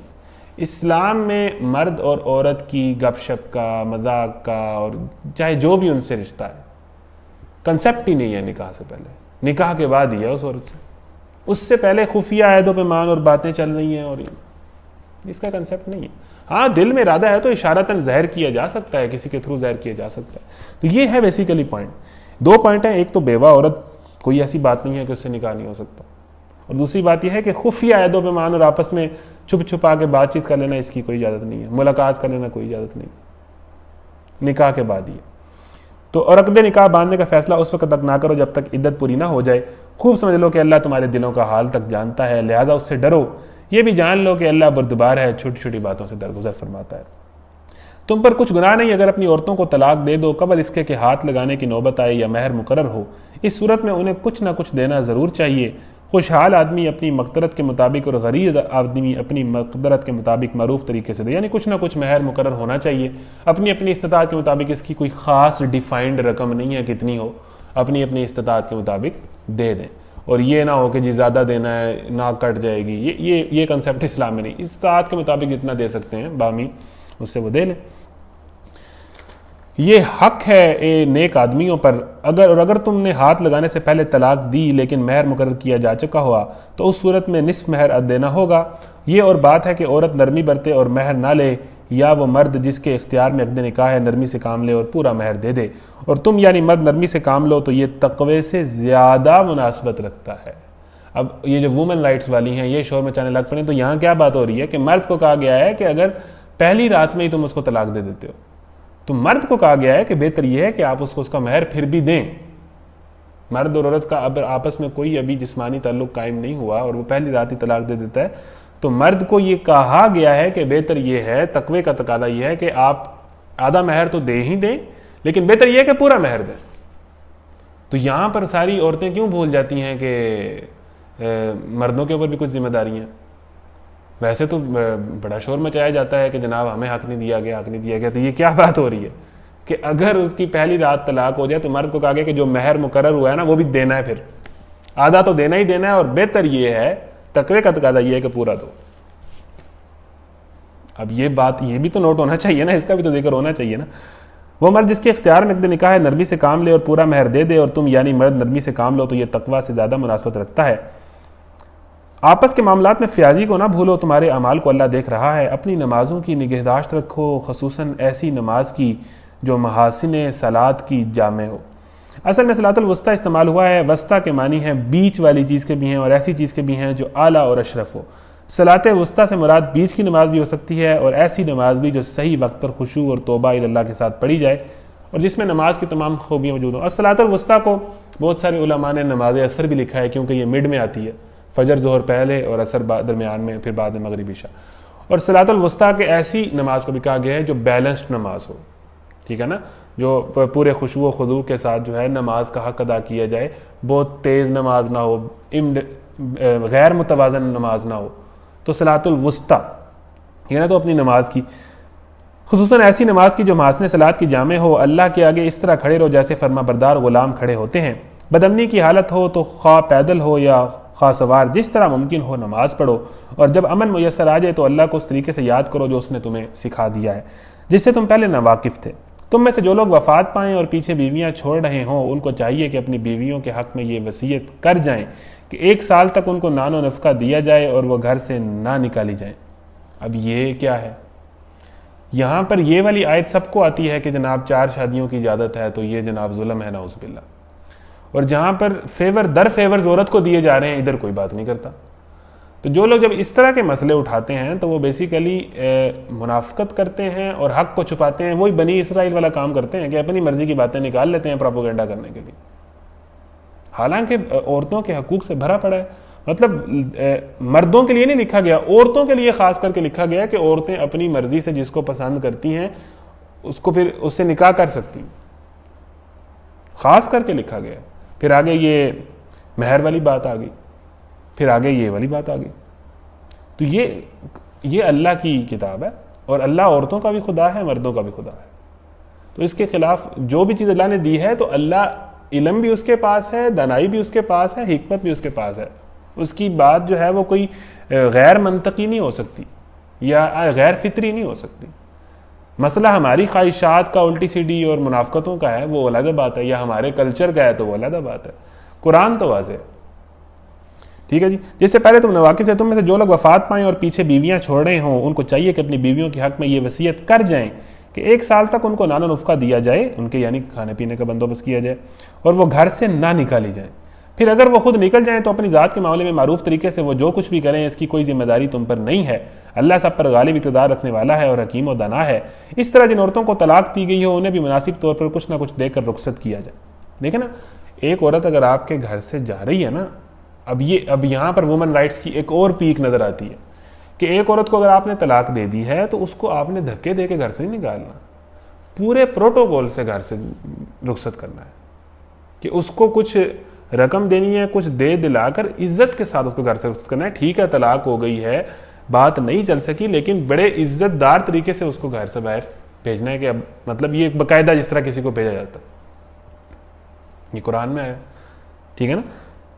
تو اور جن عورتوں کو طلاق دی گئی ہو انہیں بھی مناسب طور پر کچھ نہ کچھ دے کر رخصت کیا جائے، یہ حق ہے متقی لوگوں پر، یہ تقوی کا تقاضا ہے، ٹھیک ہے نا۔ بعض اوقات نہیں بن سکتی آپس میں، ایک رشتہ ایک صحابی کا جو ہے نبی کریم صلی اللہ علیہ وسلم کی جو کزن تھیں ان سے جو ہوا، وہ قرآن میں آتا ہے کہ وہ نہیں بن سکی، علیحدگی ہو گئی۔ تو ایسے ہو سکتا ہے کہ بعض اوقات نہیں بنتی تو علیحدہ ہو جانے میں پھر کوئی اس طرح مذائقہ نہیں ہے، تو بڑے عزت طریقے سے رخصت کر دیں۔ اس طرح اللہ اپنے احکام تمہیں صاف صاف بتاتا ہے، امید ہے کہ تم سمجھ بوجھ کر کام کرو گے۔ تم نے ان لوگوں کے حال پر بھی کچھ غور کیا جو موت کے ڈر سے اپنے گھر بار چھوڑ کر نکلے تھے اور ہزاروں کی تعداد میں تھے۔ اللہ نے ان سے فرمایا مر جاؤ، پھر اس نے ان کو دوبارہ زندگی بخشی۔ حقیقت یہ ہے کہ اللہ انسان پر بڑا فضل فرمانے والا ہے، مگر اکثر لوگ شکر ادا نہیں کرتے۔ مسلمانوں، اللہ کی راہ میں جنگ کرو اور خوب جان رکھو کہ اللہ سننے والا اور جاننے والا ہے۔ اب یہ نکاح و طلاق کے بعد ایک دم جہاد کی باتیں آنا شروع ہو گئی ہیں، بات یہ ہے کہ اور بھی دکھ ہے زمانے میں محبت کے سوا. یہ بات بڑی سمجھنے کی ہے. یہ جو شادی ہے اور یہ جو نکاح ہے، اس کو فلموں اور گانوں نے زندگی کا سب سے بڑا مسئلہ بنا دیا. حالانکہ یہ زندگی کا ایک پارٹ ہے جو ہر کسی کی زندگی میں ہونا ہے. اس کو جو زندگی موت کا مسئلہ بنایا ہوا ہے کہ فلانے سے شادی کرنا چاہتی تھی اور چاہتا تھا اور نہیں ہوئی تو جناب قیامت آ گئی ہے، جناب آپ دکھی گانے سننے لگ پڑو اور جناب تنہائیوں میں نکل جاؤ اور دیواروں کو ٹکرے مارنا شروع کر دو اور مجنون ہو جاؤ. یہ پریکٹیکل باتیں نہیں ہیں، ایسا نہیں ہوتا. یہ شاعروں نے اس کو بڑھایا ہوا ہے، یہ لیلا مجنون کے قصے کو بڑھا چڑھا کے اور ہر فلم کے اندر یہی کہانی ڈال کے اس بات کو اتنا بڑھا دینا کہ جیسے یہ کوئی بہت ہی بڑی چیز ہے. ٹھیک ہے، محبت ہوتی ہے اور یہ اس عمر کا تقاضا ہے، لیکن یہ کوئی اتنا بڑا مسئلہ نہیں ہے کہ ساری زندگی اسی کے اوپر کھڑی ہے. جیسے یہ نکاح طلاق کا مسئلہ ڈسکس کر دیا کہ یہ سارے معاملات کس طرح. آگے اصل بات ہے جہاد. اصل تم دنیا میں اللہ کے دین کے لیے کچھ کرنے اور لڑنے اور مرنے کے لیے آئے ہو. یہ تو ایک زندگی کا پارٹ ہے. اس کو زندگی موت کا مسئلہ تو نہیں بنانا چاہیے. ٹھیک ہے نا، یہ ٹھیک ہے، پسند کی شادی کرو، جسے پسند ہے کرو، دین کو ترجیح میں رکھو، ٹھیک ہے، اور اپنی نسل کو بڑھاؤ، اولاد پیدا کرو. باقی اصل کام تو کچھ اور ہے. اصل کام محبت اور لڑکی سے شادی کر لینا تو نہیں ہے. یہ تو زندگی کا ایک حصہ ہے بس، اور اس کو اتنا ہی رکھا جائے. یہ بڑی ضروری بات ہے. اور اگر دو لوگوں کی آپس میں نہیں چلتی تو قیامت نہیں آ جاتی. مطلب یہ جو ہمارے ہاں ایک محبت کو بنایا گیا ہے کہ جیسے اگر جناب پہلی محبت ہو جائے تو جب وہ ختم ہو جائے اور جب دل ٹوٹ جائے تو وہ جوڑ ہی نہیں سکتا، اور جناب پھر بندے کی ساری زندگی برباد ہو جاتی ہے، اور عشق جس کو طلاق دے دے عمر اس کی تمام عدت. اور یہ جو چیزیں بنی ہوئی ہیں یہ پریکٹیکل نہیں ہے. بیوہ اگر کوئی عورت ہو جاتی ہے تو وہ نئی شادی کر لے. یہ بات یہ خاندان کو بسانے کی پوری تلقین ہے. لیکن اگر ایسا ہو جاتا ہے تو مردوں کو بھی کہا گیا ہے کہ بیوہ سے نکاح کرنے میں کوئی مسئلہ نہیں ہے، اور بیوہ بھی جس کو پسند کرے اس سے نکاح کر لے، بات ختم. زندگی کا مقصد کچھ اور ہے. ہم زندگی میں صرف یہ محبت کرنے نہیں آئے یا شادی کرنے نہیں آئے. جو بدقسمتی سے ہمارے پورے شوبز نے، فلموں نے، گانوں نے، شاعری نے، ڈراموں نے، یونیورسٹیز کے ماحول نے، جیسے یہی ہے زندگی میں بس. تو یہ ایسی بات نہیں ہے. اصل مقصد کچھ ہو رہا ہے. اور یہ کوئی جس کو ہم نے بہت زیادہ ایگزیجریشن کر دیا ایموشنلی جس چیز کو کہ جیسے کہ بہت ہی انسان بس یہی ہے اور یہ نہیں ہے تو زندگی برباد ہے، ایسا کچھ نہیں ہے. ٹھیک ہے نا، تم سے بچھڑ کر زندہ ہیں دوست ہم شرمندہ ہیں. کسی کے عشق میں مرتا نہیں ہے کوئی. بس ویسے ہی کسی کو بڑھا چڑھا لے اور جناب وہ خود ہی اس کو مجنوں بن جائے تو پھر اس کا مسئلہ ہے. زبردستی مجنوں بن جائے تو پھر اس کا مسئلہ ہے. ویسے تو یہ ایک پریکٹیکل چیز نہیں ہے. ایک حد تک ہوتا ہے، میکسیمم 1 سال یا 2 سال تک بندہ دکھی رہتا ہے، پھر بات ختم ہو جاتی ہے. یہ ایسا ہی ہے. اس کو اگر آپ مزید بڑھائے چڑھائیں گے تو پھر یہ بات بڑھے گی. ادروائز ایسا نہیں ہے فلانے کو پسند تھا تو فلانے سے شادی نہیں ہوئی تو کوئی مسئلہ نہیں ہے. لیٹ گو کریں، آگے چلیں، زندگی گزارنی ہے، کوئی ایسا مسئلہ نہیں ہے. تو یہ اتنا کوئی پرابلم نہیں ہوتا جس کو لے کے ہم دکھی ہو کے روتے رہتے ہیں کیونکہ فلموں اور گانوں نے ہمارا ذہن خراب کیا ہوا ہے. بس یہ مسئلہ ہے. کوئی پریکٹیکلی کوئی زندگی کا مقصد ہو کہ کام کرنا ہو تو یہ چیزیں ایک حد تک ہوتی ہیں، بالکل ریالٹی ہے، ہوتی ہیں، لیکن ان کو اچھے انداز سے مینیج کر کے کرنا چاہیے اور اصل زندگی کے مقصد پر رہنا چاہیے. اس طرح اللہ اپنے کام تمہیں صاف صاف بتاتا ہے. امید ہے کہ تم سمجھ سے کام کرو گے. مسلمانوں، اللہ کی راہ میں جنگ کرو، اللہ کی راہ میں لڑو، اللہ کے دین کے لیے کوئی جد و جہد کرو، کوئی بڑا کام کرو. اپنی جوانیاں اس کام پر لگاؤ. کسی لڑکی کی محبت اور عشق میں یہ جوانیاں ضائع نہ کرو. ٹھیک ہے، کوئی پسند آ گئی ہے تو نکاح کرو، کوشش کرو، ہوتا ہے نہیں ہوتا تو لیٹ گو کرو، کسی اور سے کر لو، بات ختم. اصل کام ہے مسلمانوں اللہ کی راہ میں جہاد کرو. خوب جان رکھو کہ اللہ سننے والا اور جاننے والا ہے. تم میں کون ہے جو اللہ کو قرض حسن دے تاکہ اللہ اسے کئی گنا بڑھا چڑھا کر واپس کرے؟ گھٹانا بھی اللہ کے اختیار میں ہے اور بڑھانا بھی، اور اسی کی طرف تمہیں پلٹ کر جانا ہے. پھر تم نے اس معاملے پر بھی غور کیا کہ جو موسیٰ کے بعد سرداران بنی اسرائیل کو پیش آیا تھا، انہوں نے اپنے نبی سے کہا کہ ہمارے لیے بادشاہ مقرر کر دو تاکہ ہم اللہ کی راہ میں جنگ کریں. نبی نے پوچھا، کہیں ایسا تو نہ ہوگا کہ تم کو لڑائی کا حکم دیا جائے اور پھر تم نہ لڑو؟ وہ کہنے لگے، بھلا یہ کیسے ہو سکتا ہے کہ ہم راہ خدا میں نہ لڑیں جبکہ ہمیں اپنے گھروں سے نکال دیا گیا ہے اور ہمارے بال بچے ہم سے جدا کر دیے گئے ہیں؟ مگر جب ان کو جنگ کا حکم دیا گیا تو ایک قلیل تعداد کے سوا سب پیٹھ موڑ گئے. اچھا، یہ بنی اسرائیل کا پھر ذکر آیا ہے کہ بنی اسرائیل کے حالات اتنے خراب ہو گئے تھے. یہ خود بتا رہے ہیں کہ وہ کہہ رہے تھے کہ انہوں نے وقت کے نبی کو کہا کہ اے نبی، بس آپ نے اللہ سے قتال کی، جہاد کی اجازت لیں، ہم جہاد کرنا چاہتے ہیں، ہم لڑنا چاہتے ہیں، ہم تلواریں نکال کے بس اب لڑنا چاہتے ہیں، حد ہو گئی ہے ظلم کی. مطلب یہ خود بتا رہے ہیں کہ ہمارے بچوں کو انہوں نے ہمارے دشمن گھروں سے نکال کے لے گئے. یعنی دشمن ان پہ اتنا غالب آ گیا تھا کہ ان کے بچے اٹھا کے لے گیا تھا. بچوں کو آگے پکڑا, گرفتار کیا, لے گئے, مار دیا, غلام بنا لیا, کچھ بھی کر لیا. اس حد تک تسلط تھا. تو بنی اسرائیل اپنے نبی کو کہہ رہے ہیں کہ بس اب ہم لڑنا چاہتے ہیں, اللہ کی راہ میں جنگ کرنا چاہتے ہیں. تو اللہ کے نبی نے پوچھا کہ کہیں ایسا تو نہیں ہوگا کہ جب جنگ کا حکم آ جائے گا تو تم بھاگ جاؤ گے؟ انہوں نے کہا ایسے کیسے ہو سکتا ہے, ہمارے بچے انہوں نے ہم سے چھین لیے, ہمارے پلے کچھ نہیں رہا, ہم جنگ سے بھاگیں گے؟ تو جب جنگ کا حکم آ گیا, مشکل پئی تے اکھاں کھلیاں, ایویں ہی بھول سی یار بڑے نے. وقت پڑا تو بات چلی تو نیل گگن سے تارے توڑے لوگوں نے, وقت پڑا تو جان چھڑا لی جان سے پیارے لوگوں نے. تو وقت پر وقت جب پڑتا ہے اور جب نوبت آتی ہے, اس مومنٹ میں کون کیا کرتا ہے وہ اصل بات ہوتی ہے. باتیں تو لوگ بڑی کر لیتے ہیں, باتیں کرنا آسان ہے اور جناب تقریریں کرنا آسان ہے, عمل تھوڑا سا مشکل ہے, وہ اس طرف کوئی نہیں آئے. جب جنگ کا حکم آ گیا, جنہوں نے خود کہا تھا کہ ہم لڑنا چاہتے ہیں, جب جنگ کا حکم آ گیا پریکٹیکلی جب لڑنا پڑا نا, تو اس سے ایک بات یہ بھی ثابت ہوتی ہے کہ جو قوم جہاد سے اور لڑنے سے ڈرتی ہے نا, اس کے بچے دشمن اٹھا کے لے جاتے ہیں, ان کی بیٹیاں بھی لے جاتے ہیں لوگ, ان کے بچے بھی لے جاتے ہیں. یہ دشمن نے تو دشمنی کرنی ہے. آپ جب تک اپنے آپ کو ڈیفینڈ نہیں کریں گے, لڑیں گے اور لڑنے سے ڈریں گے تو پھر ذلت ہی آپ کے اوپر آئے گی. تو ان کی یہ حالت ہو چکی تھی. تو اصل بات کیا تھی, لڑنے سے ڈرتے تھے. تو ایک قلیل تعداد کے سوا وہ سب پیچھے پیٹھ موڑ گئے, اور اللہ نے ان میں سے ایک ظالم کو جانتا ہے. ان کے نبی نے ان سے کہا اللہ نے طالوت کو تمہارے لیے بادشاہ مقرر کیا ہے. یہ سن کر وہ بولے ہم پر بادشاہ بننے کا وہ کیسے حقدار ہو گیا, اس کے مقابلے میں بادشاہی کے ہم زیادہ مستحق ہیں, وہ تو کوئی بڑا مالدار آدمی نہیں ہے. وَلَمْ يُؤْتَ سَعَةً مِّنَ الْمَالِ. اچھا, اب ان لوگوں میں سے ایک بندے کو اس قوم کا امیر مقرر کرنا تھا, لیڈر مقرر کرنا تھا. تو طالوت جو ہے, حضرت طالوت کو جو ایک نوجوان تھے ان کو لیڈر مقرر کیا گیا. وقت کے نبی نے کیا اللہ کے حکم سے. تو وقت کے نبی نے, وہ چونکہ بوڑھے تھے تو وہ اس طرح لیڈ نہیں کر سکتے تھے, وہ بوڑھے ہو چکے تھے. تو طالوت کو مقرر کیا گیا کہ یہ اس قوم کو لیڈ کریں گے اور یہی جہاد کریں گے اور سارا کچھ, ٹھیک ہے نا.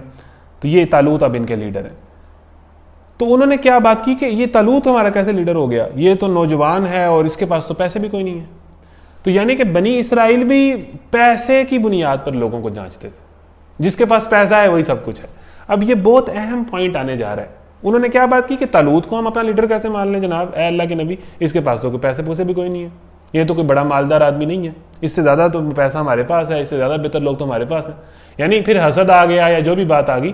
تو وہ جج کس بنیاد پہ کہہ رہے تھے, پیسہ نہیں ہے. اللہ کہتا ہے کہ بندے کو اس بنیاد پہ جج نہیں کیا جاتا کہ پیسہ نہیں ہے. کس بنیاد پہ جج کیا جاتا ہے؟ نبی نے جواب دیا اللہ نے تمہارے مقابلے میں اسی کو منتخب کیا ہے, پیسے والوں کو منتخب نہیں کیا, اور اس کو دماغی اور جسمانی دونوں قسم کی اہلیتیں فراوانی کے ساتھ عطا فرمائی.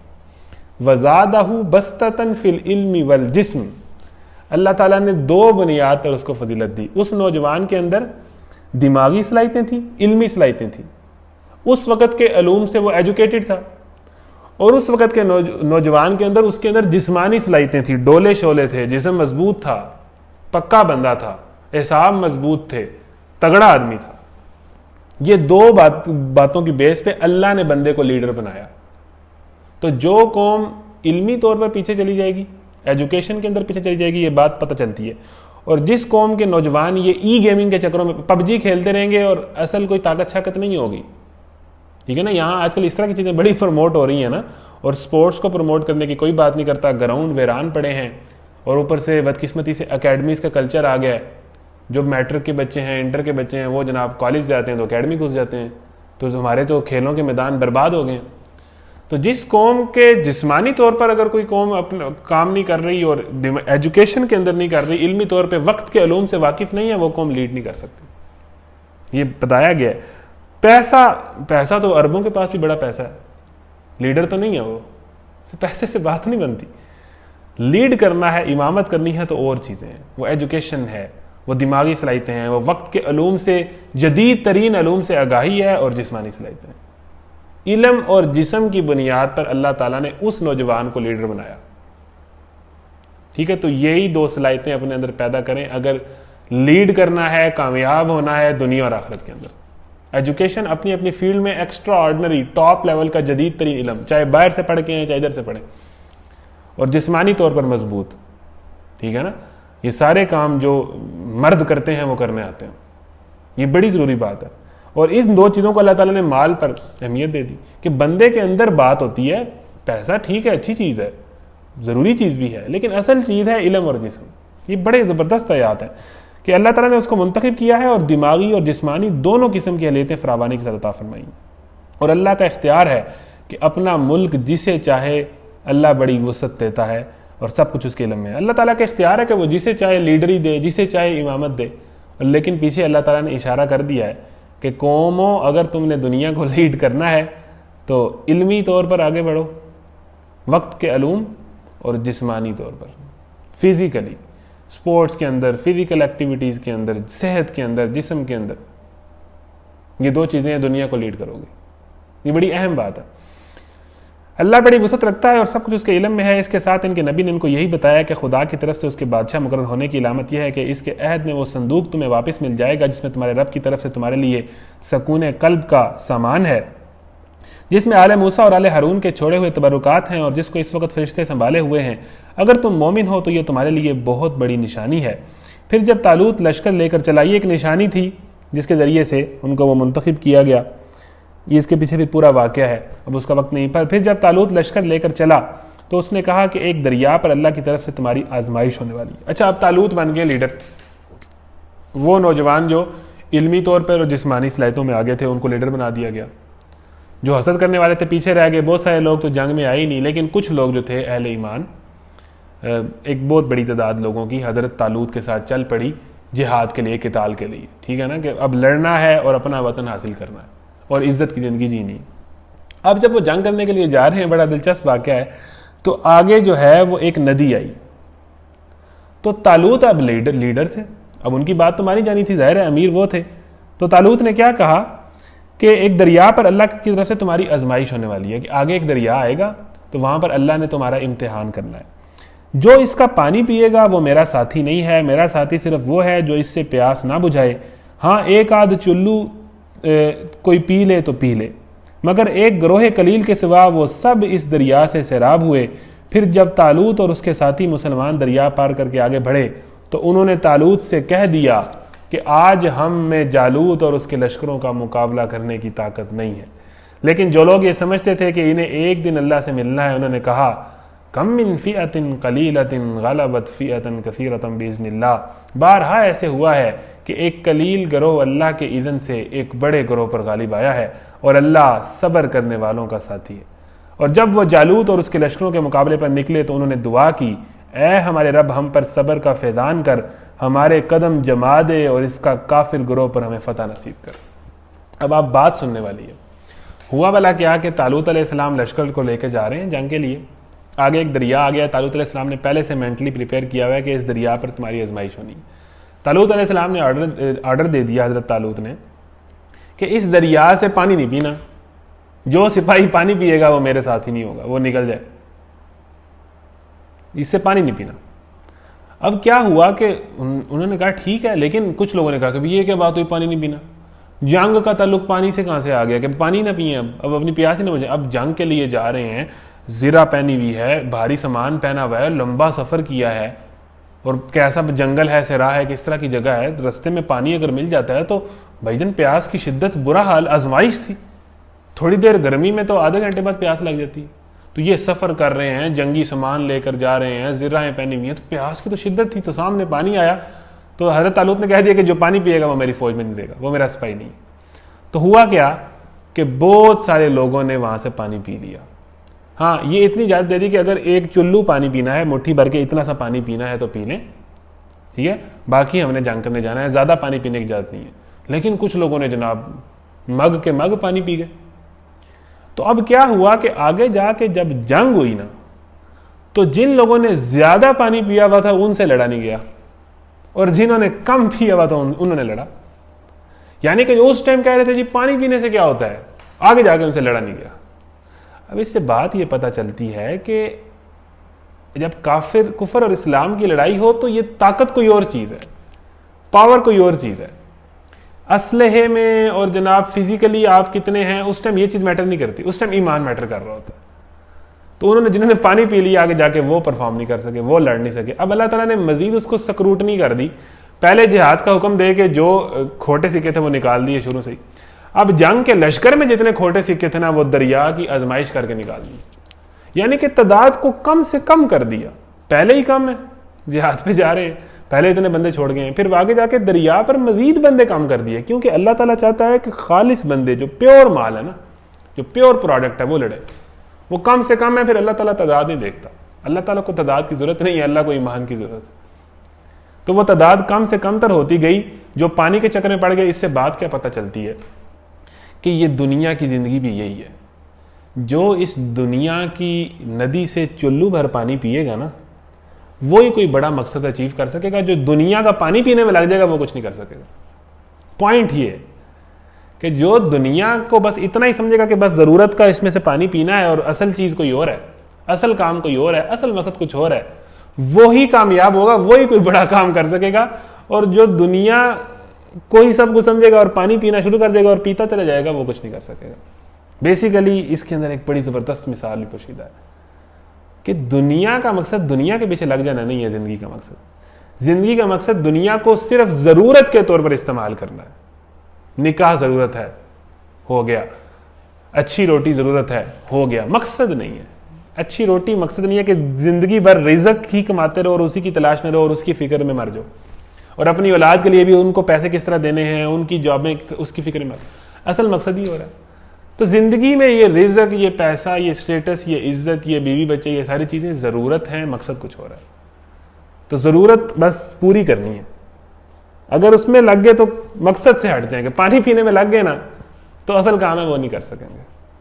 تو دنیا کو اتنا ہی استعمال کرو جس سے ضرورت پوری ہو جائے. بڑی زبردست مثال ہے.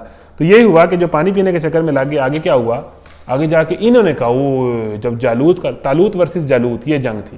جالوت ان کا سپہ سالار تھا, بہت بڑا باغی, بہت طاقتور, بہت ہٹا کٹا. بڑے لوگ اسے ڈرتے تھے. جالوت سے بڑا لوگ, مسلمان بھی ڈر گئے جالوت کو دیکھ کے اور اس کے لشکر کو دیکھ کے. تو کیا کہا کہ نا جی نا, جالوت یہ جناب سپر پاور, یہ جناب امریکہ, ان سے نہیں ہم لڑ سکتے, ہم آگے تھوڑے ہیں, اس جالوت سے ہم لڑیں گے. بزدلوں نے اپنی اوقات دکھانا شروع کر دی, وہی جو پہلے پانی پی کے آئے ہوئے تھے. اور اس کے لشکروں کا مقابلہ کرنے کی طاقت ہمیں نہیں, یعنی خوف پھیلانا شروع کر دیا. ان کا, منافقوں کا اور جو کمزور لوگ ہیں ان کا کام یہ ہوتا ہے کہ نہیں ہم نہیں لڑ سکتے. وہ نہیں جی, انڈیا سے ہم نہیں لڑ سکتے. وہ آپ کو پتا ہے اس کی کتنی بڑی پاور ہے. وہ امریکہ سے نہیں, آپ کو پتا ہے پاکستان کے حالات کیا ہیں, تمہیں پتا ہے کیا صورتحال ہے, تمہیں پتا ہے ڈائنامکس کیا ہیں, تمہیں پتا ہی نہیں ہے انٹرنیشنل پالیٹکس کیا ہے. تم باتیں کر رہے ہو جناب اس کے خلاف لڑنا ہے, اس کے خلاف لڑنا ہے, تمہیں کیا پتا. تو یہ بھی اسی طرح کے تھے, یہ اس ٹائم کے فلسفی تھے. وہ نا یہ جالوت کا لشکر, اس سے نہیں ہم لڑ سکتے. تمہیں نہیں پتا بھائی, یہاں پر ہم پتھر کے دور میں چلے جائیں گے, یہ وہ. تو یہ باتیں شروع سے ہوتی ہیں, یہ کہ نئی باتیں نہیں ہیں. انہوں نے خوف اور آسنا شروع کر دیا کہ نہیں جی ہم نہیں لڑ سکتے. لیکن جو لوگ یہ سمجھتے تھے کہ انہیں ایک دن اللہ سے ملنا ہے, جنگ کے اندر جو ہے اللہ بار بار قرآن میں کہتا ہے کہ ٹیکنالوجی ہونی چاہیے, ساری چیزیں ہونی چاہیے, لیکن یہ چیزیں اصل بات جنگ کے اندر چیز ہی کوئی اور ہے. مومنوں کی جنگ کے اندر, مومن اسلام اور کفر کی جنگ کے اندر چیز ہی کچھ اور ہے. جب جہاد کے لیے آپ نکلیں گے تو بس پھر آگے اللہ ہے. فدائے بدر پیدا کر, فرشتے تیری نصرت کو اتر سکتے ہیں گردوں سے قطار اندر قطار. اب بھی کافر ہے تو شمشیر پہ کرتا ہے بھروسہ, مومن ہے تو بے تیغ بھی لڑتا ہے سپاہی. لیکن جو لوگ یہ سمجھتے تھے کہ انہیں ایک دن اللہ سے ملنا ہے, جن کا ایمان اللہ پر تھا, اسلحے پر نہیں تھا, ٹینکوں پر نہیں تھا, جناب جدید سے جدید سنائپر پہ نہیں تھا جن کا ایمان اللہ پر تھا, انہوں نے کہا کہ یہ تو بارہ ایسے ہوا ہے کہ چھوٹا گروہ بڑے گروہ پر غالب آیا ہے.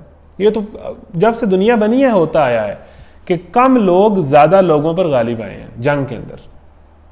یہ ہوتا آیا ہے, پہلے سے ہوتا آیا ہے, یہ کوئی ایسی بڑی بات نہیں ہے. یہ آپ نے آج کے دور میں بھی مثالیں دیکھی ہیں, یہ پہلے بھی دیکھی ہیں, کیونکہ جو لڑتے ہیں اہل ایمان وہ چاہے کم بھی ہوں, کمزور بھی ہوں, پوری دنیا ان کے خلاف بھی ہو, وہ غالب آ جاتے ہیں. بڑی سی بڑی سپر پاور کو بھی شکست دے دیتے ہیں. یہ کوئی ایسا مسئلہ نہیں ہے. جب اسلام اور کفر کی جنگ ہوتی ہے تو چیز ہی کچھ اور ہوتی ہے. اللہ صبر کرنے والوں کا ساتھی ہے. اور جب وہ جالوت اور اس کے لشکروں کے مقابلے پر نکلے تو انہوں نے دعا کی, اے ہمارے رب ہم پر صبر کا فیضان کر, ہمارے قدم جما دے اور اس کافر گروہ پر ہمیں فتح نصیب کر. آخر کار اللہ کے دن سے انہوں نے کافروں کو مار بھگایا اور داؤد نے جالوت کو قتل کر دیا. اب بڑا عجیب واقعہ ہے. یہ واقعہ ہے داؤد علیہ السلام کا. اب جنگ ہونے لگی ہے, سامنے جالوت کھڑا ہے پورے لاؤ لشکر کے ساتھ, ادھر مسلمان کھڑے ہیں. آلریڈی سہمے میں خوف و راز پھیلایا ہوا ہے بزدلوں نے.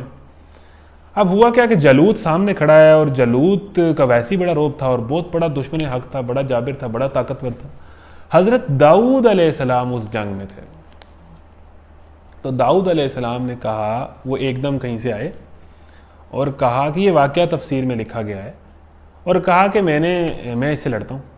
وہ مسلمان ڈر رہے ہیں کہ جالوت سے کون لڑے گا, بڑے بڑے مسلمان لوگ ڈر رہے ہیں کہ جالوت سے ہم نہیں لڑ سکتے. حضرت داؤد 13, 14, 15 سال کی عمر کے تھے, بچے تھے, اور انہوں نے آ کے کہا کہ میں اس سے لڑتا ہوں. آپ اندازہ کر رہے ہیں ذرا, میں اس سے لڑتا ہوں. یہ مسلمان پریشان ہو گئے کہ آپ ان سے کیسے لڑیں گے, لیکن حضرت داؤد نے کہا جی, کانفیڈنس لیول اتنا تھا کہ میں لڑوں گا, میں کوئی مسئلہ ہی نہیں, میں اس سے لڑتا ہوں. تو مسلمانوں نے کہا کہ ٹھیک ہے جی, لڑیں, آپ آگے ہو کے لڑیں, سٹارٹ کریں آپ. تو حضرت داؤد علیہ السلام پھر آگے آتا ہے کہ جب لڑنے کے لیے جانے لگے نا, تو انہوں نے جو زرہ پہنی ہوئی تھی نا, انہیں اس کا بوجھ محسوس ہوا. تو انہوں نے کہا, کچھ دیر بعد کہا کہ یہ زرہ تو میرے اوپر سے اتارو, یہ ٹیکنالوجی تو میرے اوپر سے اتارو, یہ کیا میں نے پہنا ہوا ہے, یہ زرہ اور یہ سارا جنگی لباس, یہ مجھے لڑنے میں کمفرٹیبل نہیں فیل کرنے دے گا, تو میں اس کے بغیر لڑنا چاہتا ہوں. وہ بھی اتار دیا. اور اس کے بعد آتا ہے کہ جالوت جو تھا وہ پوری طرح زرہ کے اندر ڈھکا ہوا تھا, پورا جسم اس نے لوہے کا یا جو بھی جنگی لباس تھا پہنا ہوا تھا, بس ماتھے پر اتنی سی جگہ خالی تھی, یہاں پر وہ سانس کے لیے یا ہوا کے لیے جو بھی طریقہ کار ہوگا, اتنی سی جگہ ماتھے پہ خالی تھی.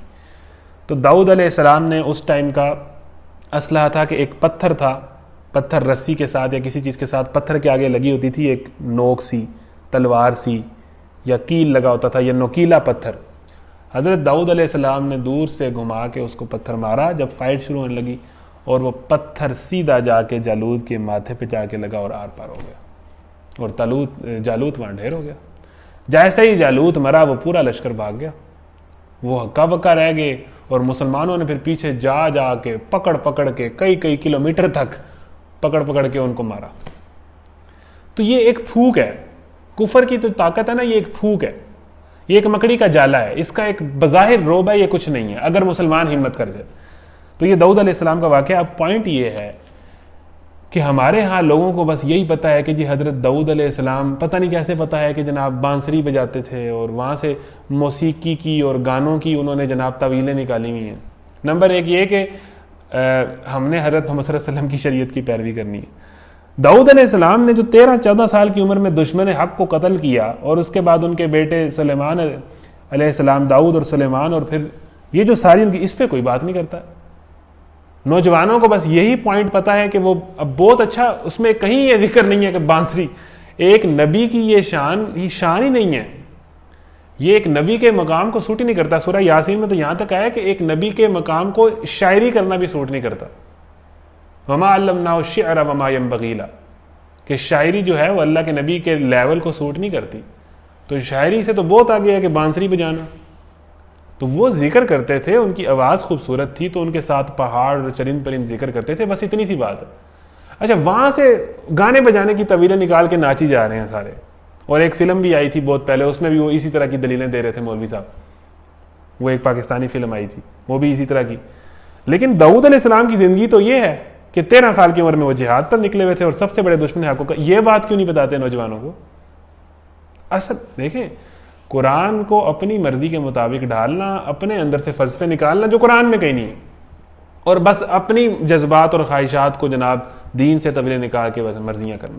داؤد علیہ السلام تو یہ تھے, یہ ہے ان کی زندگی, یہ انہوں نے کام کیا تھا. کریں یہ کارنامہ 13 سال کی عمر, سب سے بڑے دشمن حق کو آر پار کر دیں, اس کے اندر سے اس کو مار گرائیں, یہ کام کریں. آج کے نوجوان کو اس سے سبق سیکھنا چاہیے.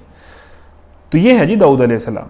اے ہمارے رب, ہم پر صبر کا فیضان کر, ہمارے قدم جما دے, اور اس کافر گروہ پر ہمیں فتح نصیب کر. آخرکار اللہ کے اذن سے انہوں نے کافروں کو مار بگایا, اور داؤد نے جالوت کو قتل کر دیا, اور اللہ نے اسے سلطنت اور حکمت سے نوازا. شمشیر و ثنا اول, طاؤس و رباب آخر. یہ جوانی تھی حضرت داؤد کی کہ لڑتے اور جہاد کرتے, اور اس طرح گزری تھی. پھر جا کے انہیں لیڈرشپ ملی تھی, اور حکومت ملی تھی, اور طاقت ملی تھی. یہ بلا وجہ نہیں مل گئی تھی, یہ پلیٹ میں رکھ کے نہیں مل گئی تھی. اور اللہ نے اسے سلطنت اور حکمت سے نوازا, اور جن جن چیزوں کا چاہا اس کو علم دیا. اگر اس طرح اللہ نے انسانوں کے ایک گروہ کو دوسرے گروہ کے ذریعے سے نہ ہٹاتا تو زمین میں نظام بگڑ جاتا. اب یہ rise and fall of nations کے اوپر ایک بہت بڑی آیت ہے, یہ آیت نوٹ کر لیں آپ. Rise and fall of nations. Allah تعالیٰ نے کہا ہے کہ دنیا میں ایسا ہوتا رہے گا کہ میں ایک قوم کو دوسری قوم سے ہٹاتا رہوں گا. کبھی کوئی سپر پاور ہوگی, کبھی کوئی سپر پاور ہوگی, کبھی کوئی.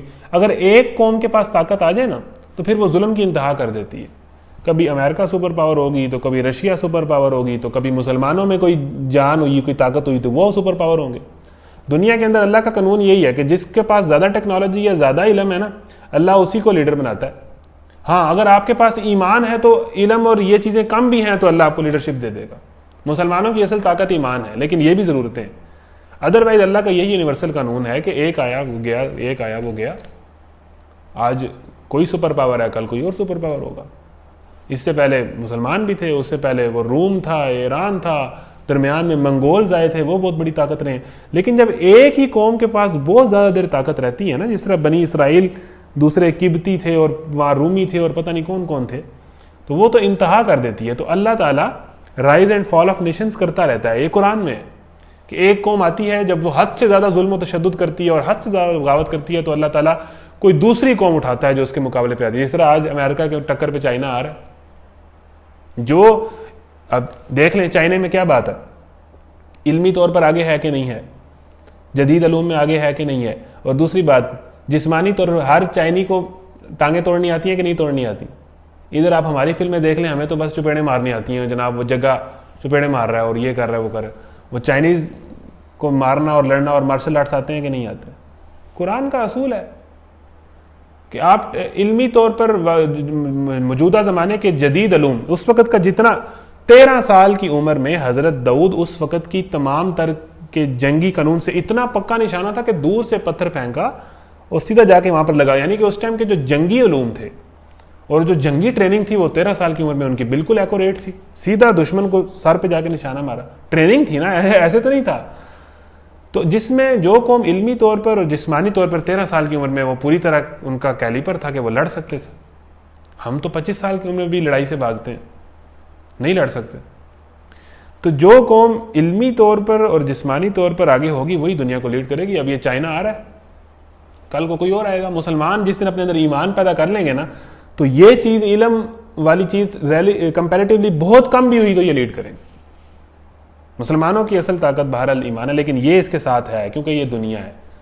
یہ ایسے نہیں چلنی کہ جناب صرف جناب اسی طرح ہی چل جائے گی, یہ اس کے پورے قوانین کے تحت. تو rise and fall of nations کے اوپر یہ آیت ہے کہ وہ پھر بنی اسرائیل کو اقتدار ملا, ان کو طاقت ملی, پھر انہوں نے راج کیا.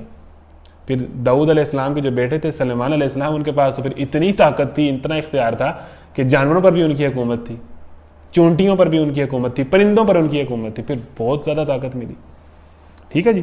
تو اس طرح اللہ انسانوں کے ایک گروہ کو دوسرے گروہ کے ذریعے سے ہٹاتا نہ رہتا تو زمین کا نظام بگڑ جاتا. تو اللہ نے وقت کی جو سب سے بیسٹ اویلیبل قوم ہوتی ہے نا, جو دنیا میں دوسروں سے کافی آگے ہوتی ہے اور بہتر ہوتی ہے ہر معاملے میں, مسلمانوں سے تو وہ ہم سے بہت ہی اچھے ہیں نا ویسٹ والے, تو تبھی ان کے پاس حکومت ہے. تو جو بیسٹ اویلیبل ہوتا ہے نا, میرے پاس 3 بندے ہیں, ایک ڈاکو ہے, ایک چور ہے, ایک بندہ 2 نمبر ہے لیکن ڈاکو بھی نہیں ہے, چور بھی نہیں ہے, تو میں ریلیونٹلی جو ان میں سے سب سے بہتر ہے اسی کو اپنی دکان میں ملازم رکھوں گا نا. تو اسی طرح اللہ بھی دنیا کا نظام اسی قوم سے چلواتا ہے جو ریلیونٹلی سب سے اہل ہو, علمی طور پر, ٹیکنالوجی کے اندر, جسمانی طور پر آگے ہو, وہی قوم لیڈ کرتی ہے دنیا کو. تو ہم جتنا مرضی روتے رہیں پھر روتے رہیں, اگر ایمان پیدا نہیں کرنا اور یہ ان چیزوں میں کوئی کام نہیں کرنا, اور پھر اسی طرح ہی ہوگا جیسے ہو رہا ہے. لیکن دنیا کے لوگوں پر اللہ کا بڑا فضل ہے کہ وہ اس طرح دفع فساد کا انتظام کرتا رہتا ہے. یہ اللہ کی آیات ہیں جو ہم ٹھیک ٹھیک تم کو سنا رہے ہیں, اور اے محمد صلی اللہ علیہ وسلم تم یقیناً ان لوگوں میں سے ہو جو رسول بنا کر بھیجے گئے ہیں.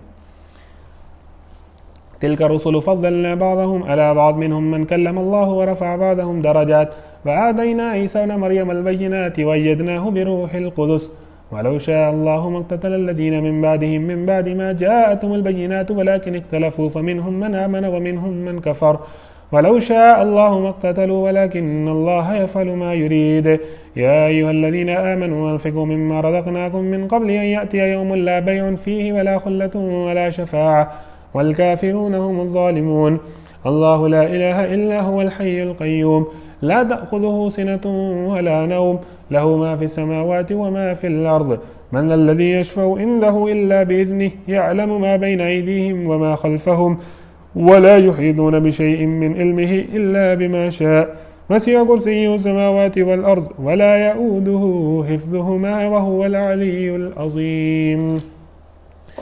لے جی، ہمارے 2 سپارے مکمل ہو گئے ہیں اور اب ہم تیسرے سپارے کی طرف آ رہے ہیں، تو آغاز کرتے ہیں۔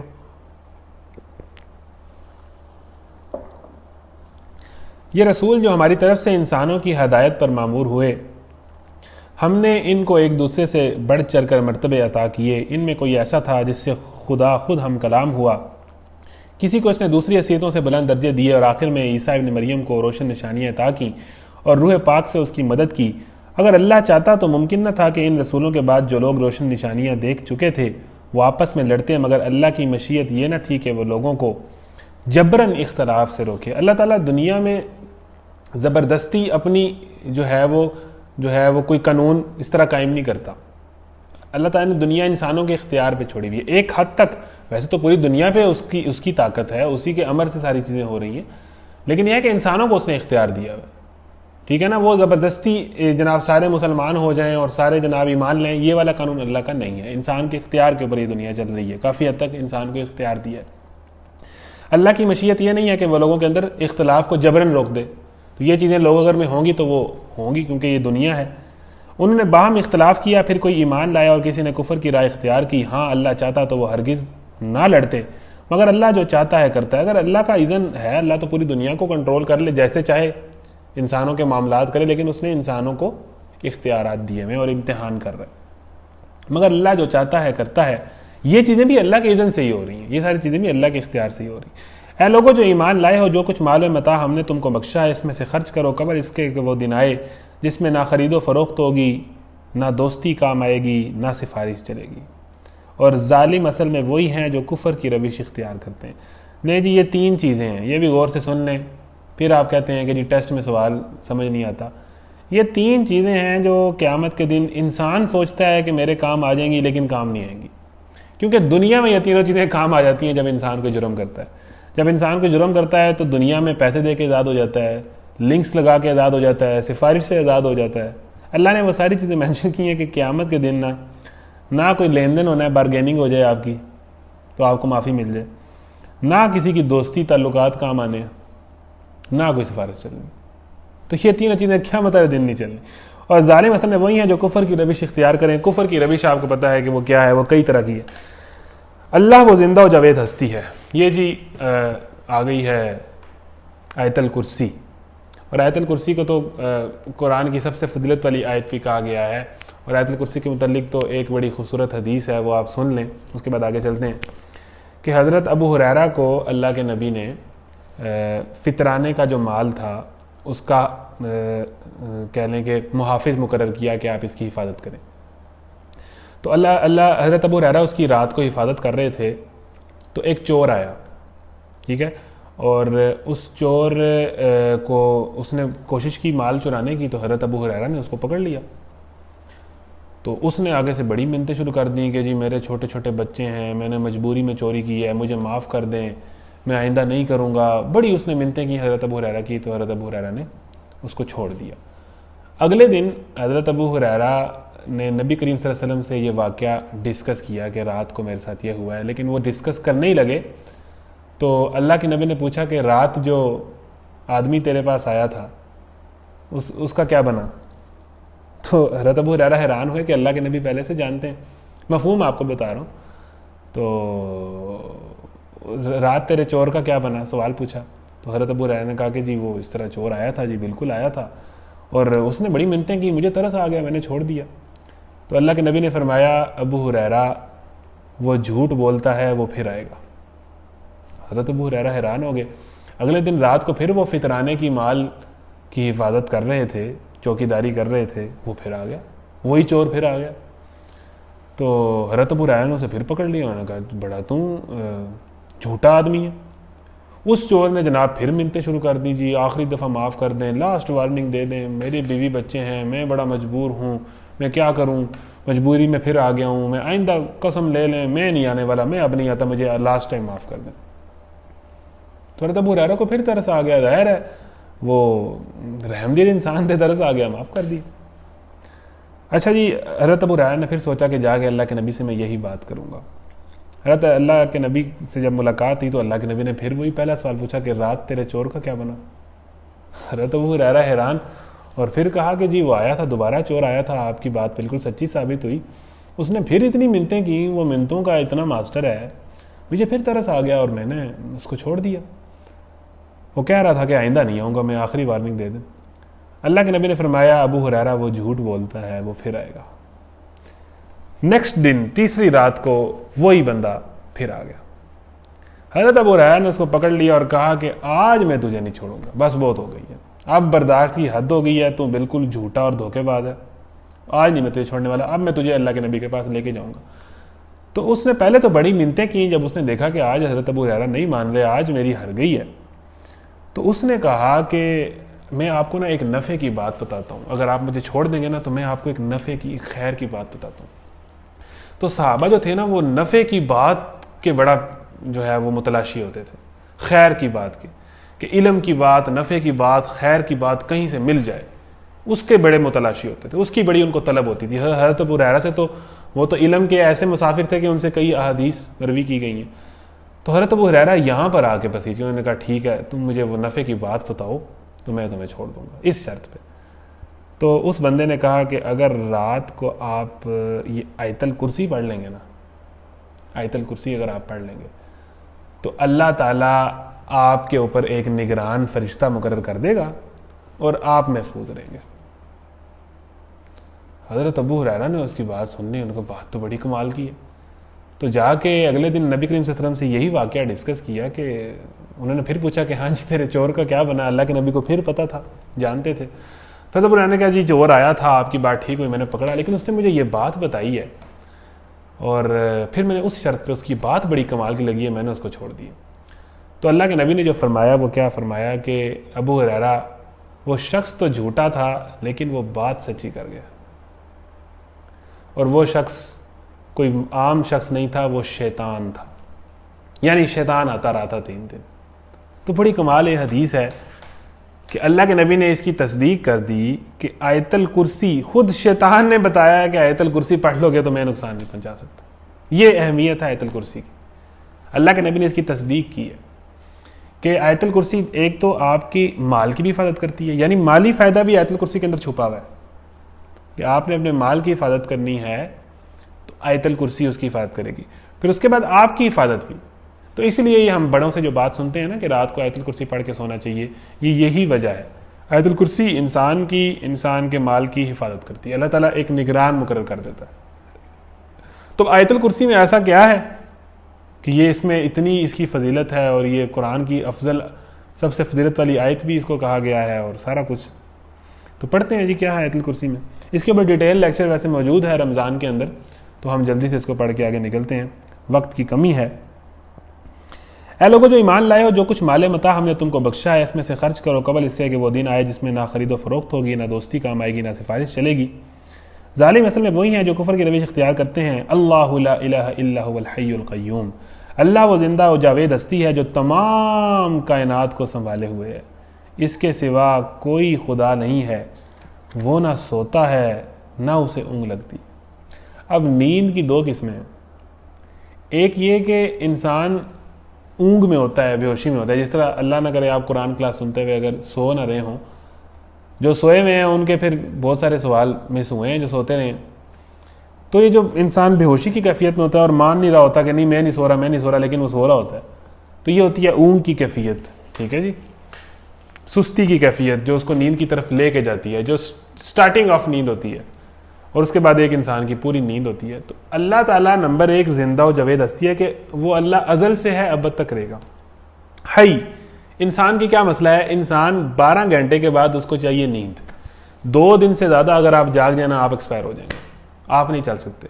آپ نے کبھی رمضان پیپر کی نائٹ آپ کی لگی ہو اور آپ 2 دن آپ کو جاگنا پڑ جائے تو آپ کو پتہ ہے آپ کی حالت کیا ہوتی ہے۔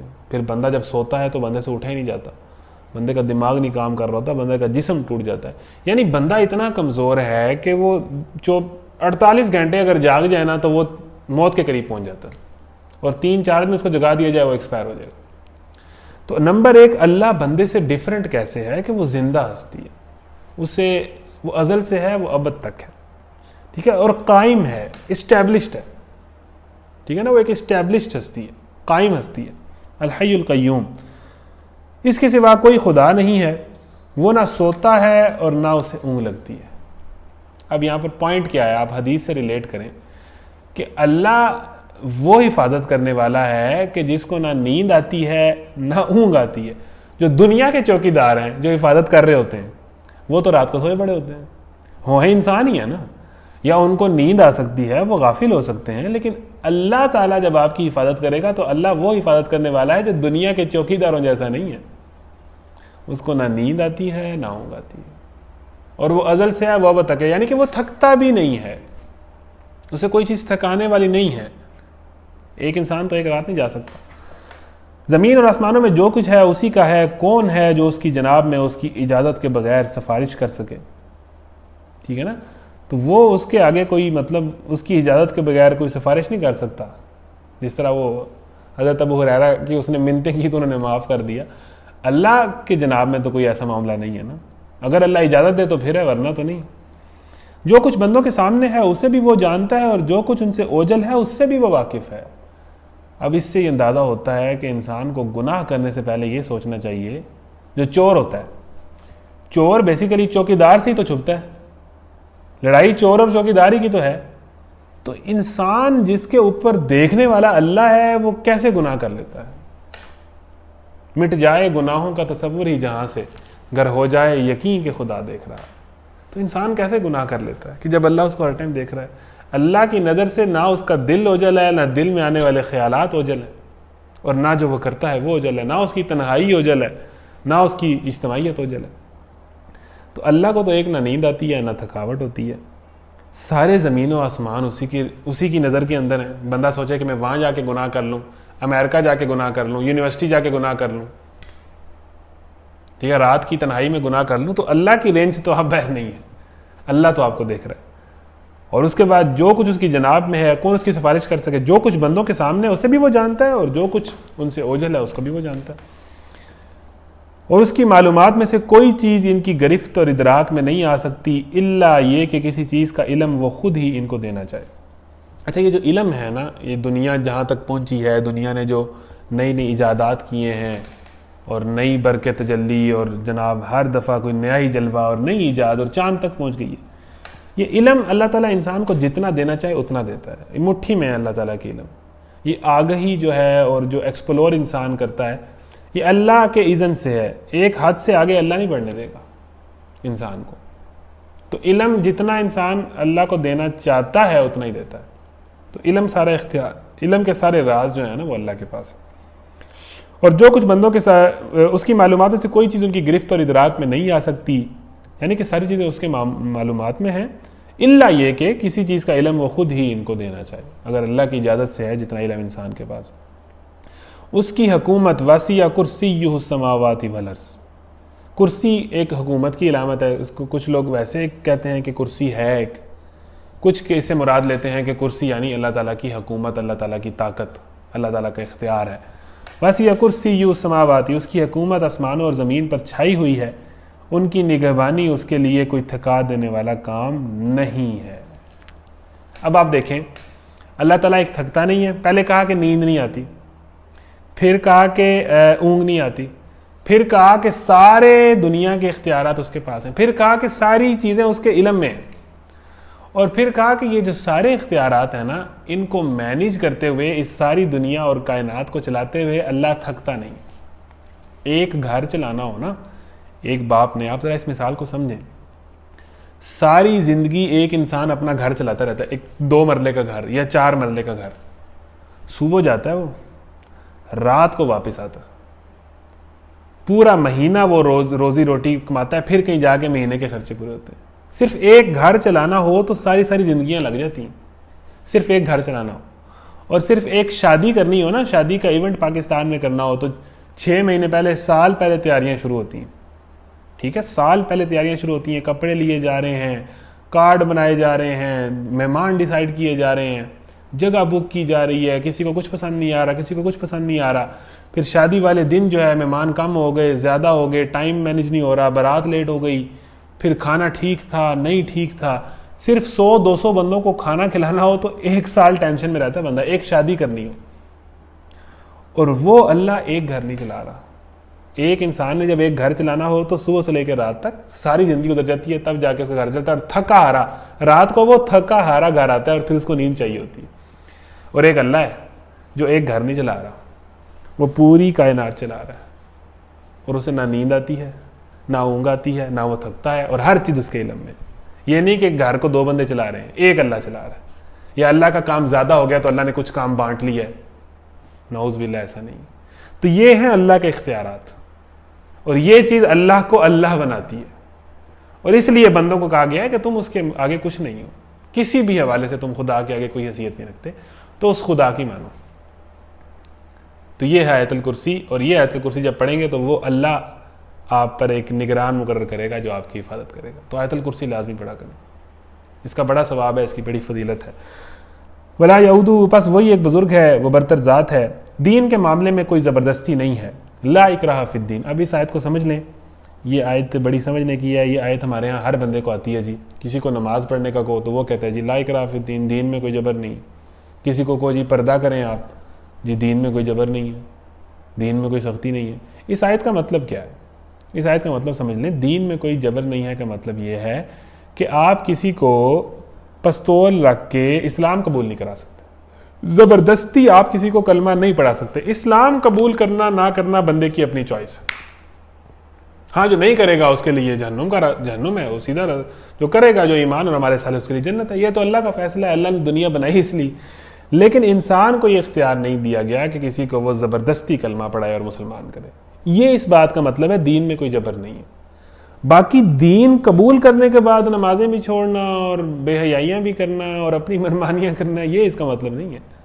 جب آپ دین میں ایڈمیشن، جب آپ ایک مثال میں نے پہلے بھی دی تھی کہ جب آپ ایک اسکول میں ایڈمیشن لے لیتے ہیں تو کیا کرتے ہیں آپ اسکول میں ایڈمیشن جب لیتے ہیں تو آپ اسکول والے کہتے ہیں کہ یہ ہمارے رولز اینڈ ریگولیشن آپ نے فالو کرنے ہیں، آپ نے صبح 8 بجے پہنچنا ہے، آپ نے یونیفارم پہننا ہے، آپ نے جب منتھلی ٹیسٹ آئیں گے دینے ہیں، آپ نے امتحانات دینے ہیں، پیپرز دینے ہیں، آپ نے بدتمیزی نہیں کرنی، آپ نے یہ والی ایکٹیویٹیز اسکول میں نہیں کرنی، اس ٹائم چھٹی ہوگی، اس ٹائم جانا ہے، اس ٹائم اسکول لگے گا، اس ٹائم آنا ہے، پیپر دینے ہیں۔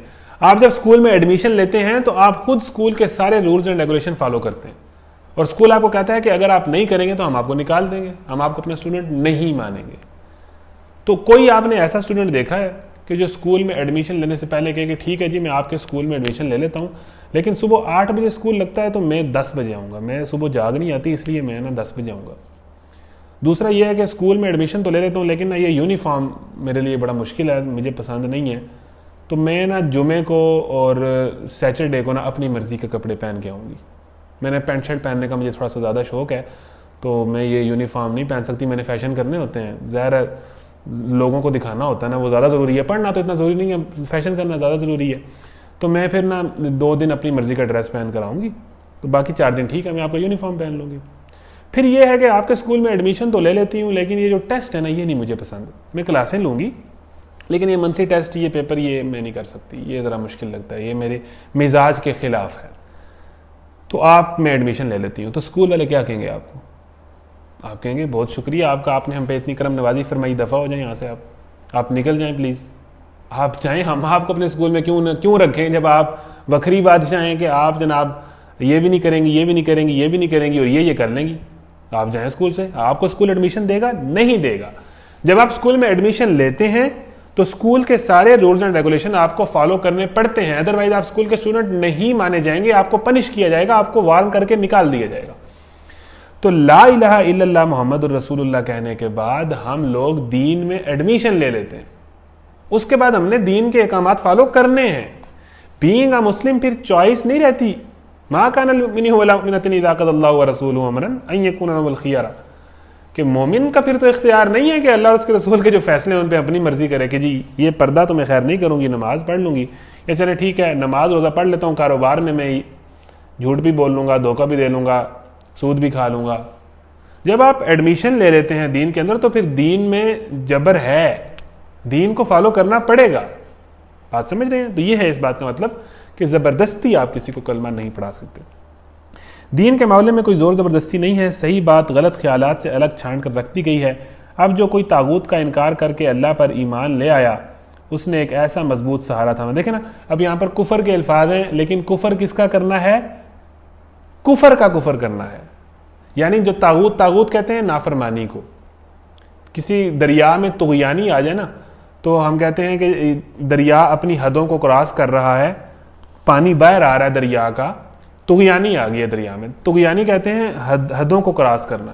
ویسے طاغوت کا ڈیٹیل ماننگ یہ ہے کہ اللہ کے حکم کے علاوہ کوئی بھی قانون ہے نا, اللہ کے نظام کے علاوہ کوئی بھی نظام ہے وہ طاغوتی نظام ہے. یا کوئی بھی آئیڈیا, کوئی بھی فلسفہ, کوئی بھی زندگی گزارنے کا نظریہ جو اللہ کے قوانین کے خلاف ہے یا اس کی حدود کو کراس کر رہا ہے وہ طاغوت بن جاتا ہے. ٹھیک ہے, تو طاغوت کہتے ہیں بیسیکلی حد کو کراس کرنا. تو جو بھی طاغوتی نظام کو, طاغوتی نظریات کو, طاغوتی فلسفوں کو, طاغوتی قوانین کو, طاغوتی ماحول کا کفر کرے گا, اس کا انکار کرے گا اور ایمان کے رستے پہ چلے گا, تو اس نے کیا کیا؟ اس نے ایک مضبوط سہارا تھام لیا, عروۃ الوثقی. جس نے ایمان کو تھام لیا, اللہ کو تھام لیا, اس نے سب سے بڑا لنک, مضبوط لنک اس کا ہے, سب سے زیادہ مضبوط کنیکشن اس کا ہے, سب سے زیادہ طاقتور وہ ہے جس نے اللہ کو تھام لیا, جس نے دین کو تھام لیا, جس نے دین کے احکامات اور دین کے قانون کو فالو کرنا شروع کر دیا سختی سے, اسٹرکٹلی. اس نے اصل سہارا تھام لیا جو کبھی ٹوٹنے والا نہیں ہے. اور اللہ جس کا سہارا اس نے لیا ہے سب کچھ سننے والا اور جاننے والا. اللہ اس کے حالات بھی دیکھتا ہے, وہ سنتا بھی ہے, وہ جانتا بھی ہے. جو لوگ ایمان لاتے ہیں ان کا حامی و مددگار اللہ ہے اور وہ ان کو تاریکیوں سے روشنی میں نکال لاتا ہے. لیں جی, جو مشکل حالات میں ہے نا, جس کی زندگی ٹھیک نہیں گزر رہی, جو اپنی زندگی سے مطمئن نہیں ہے, اس کو اوپن آفر ہے, آپ ایمان لے آئیں, آپ اللہ کی طرف آ جائیں, آپ کی زندگی سے اندھیرے ختم ہو جائیں گے, آپ کے دماغ اور سوچ کے اندر سے اندھیرے ختم ہو جائیں گے, آپ کے دل کے اندر اندھیرے ختم ہو جائیں گے اور روشنی اور نور آ جائے گا. آپ ایمان کی طرف آ جائیں, سوچ روشن ہو جائے گی, ذہن روشن ہو جائے گا, دل روشن ہو جائے گا, زندگی سے اندھیرے ختم ہو جائیں گے اور روشنی اور نور جگہ لے لے گی. ابھی ہم اندھیرے کے اندر ہیں اور اندھیرے میں بندے کو نہیں پتا ہوتا میں نے کدھر جانا ہے, وہ کبھی ادھر جاتا ہے, وہ کبھی ادھر جاتا ہے. تو دین نام ہے روشنی کا. جب روشنی ہوتی ہے تو بندے کو پتا چلتا ہے کہ ہاں جی یہ رستہ ہے, میں نے یہاں پر جانا ہے. آپ کبھی بھی رات کو گاڑی ہیڈ لائٹس آف کر کے چلا نہیں سکتے. رستے پر چلنا ہے تو روشنی چاہیے ورنہ ٹکر ہو جائے گی, اور روشنی ہے دین. دنیا کی زندگی کا مسافر بننا ہے تو جو روشنی ہے وہ دین ہے, ورنہ آپ کی زندگی میں اندھیرے ہی اندھیرے. تو جو لوگ ایمان لاتے ہیں ان کا حامی و مددگار اللہ ہے اور وہ ان کے طریقوں سے روشنی میں نکال لاتا ہے. اور جو لوگ کفر کی راہ اختیار کرتے ہیں وہ بظاہر بہت پڑھے لکھے, بہت سمجھدار آپ کو لگ رہے ہوں, اللہ کہتا ہے کہ ان کے حامی و مددگار طاغوت ہیں اور وہ انہیں روشنی سے تاریکیوں کی طرف کھینچ لے جاتے ہیں. طاغوتی لوگ, طاغوتی نظریات, طاغوتی قوانین, پھر یہی ان کے اللہ کو چھوڑ کے وہ انہی فلسفوں کے پیچھے جاتے ہیں اور ان کی زندگی میں اندھیرے. پھر وہ کبھی ادھر ٹکر مارتے ہیں, کبھی وہ کہتے ہیں جناب مرد کی مرد سے شادی لیگل ہے, کبھی جناب وہ کہتے ہیں کہ جناب بچے دو ہی اچھے, کبھی وہ کچھ کہتے ہیں, کبھی وہ کچھ کہتے ہیں. ان کی پھر باتیں ختم نہیں ہوتی. کبھی وہ جناب کوئی فلسفہ لے آتے ہیں, کبھی وہ کوئی فلسفہ لے آتے ہیں, کبھی وہ کہتے ہیں کہ جناب کچھ بھی کہتے ہیں. پھر ان سے کچھ بھی کہنا بعید ہے, وہ کوئی بھی بات کر سکتے ہیں. جب وہ اللہ کے دین کو چھوڑ کر کسی طاغوت کی طرف جاتے ہیں تو ان کی زندگی کے اندر اندھیرے ہی اندھیرے ہیں. یہ آگ میں جانے والے لوگ ہیں جہاں یہ ہمیشہ رہیں گے. کیا تم نے اس شخص کے حال پر غور نہیں کیا جس نے ابراہیم سے جھگڑا کیا تھا؟ جھگڑا اس بات پر کہ ابراہیم کا رب کون ہے اور اس بنا پر کہ اس شخص کو اللہ نے حکومت دے رکھی تھی. جب ابراہیم نے کہا کہ میرا رب وہ ہے جس کے اختیار میں زندگی اور موت ہے, تو اس نے جواب دیا زندگی اور موت تو میرے اختیار میں ہے. ابراہیم نے کہا اچھا, اللہ سورج کو مشرق سے نکالتا ہے, تو ذرا اسے مغرب سے نکال لا. یہ سن کر وہ منکر حق ششتر رہ گیا. فبہت الذی کفر واللہ لا یہدی القوم الظالمین. بڑا خوبصورت واقعہ ہے حضرت ابراہیم اور نمرود کا. اب پہلی بات تو یہ ہے کہ حضرت ابراہیم اور حضرت موسیٰ کا بار بار ذکر آیا. اب حضرت ابراہیم نے کیا کام کیا تھا؟ بیسیکلی وقت کے بادشاہ کو انہوں نے للکارا تھا. جرت تھی بیسیکلی حضرت ابراہیم میں.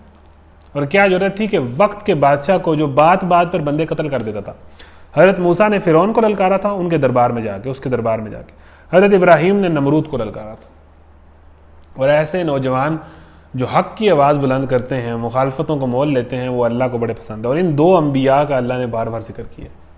تو کامن یہ چیز تھی کہ وقت کے بادشاہ کو، وقت کی سپر پاور کو، وقت کی بڑی طاقت کو نتائج سے بے پرواہ ہو کے پکارا تھا۔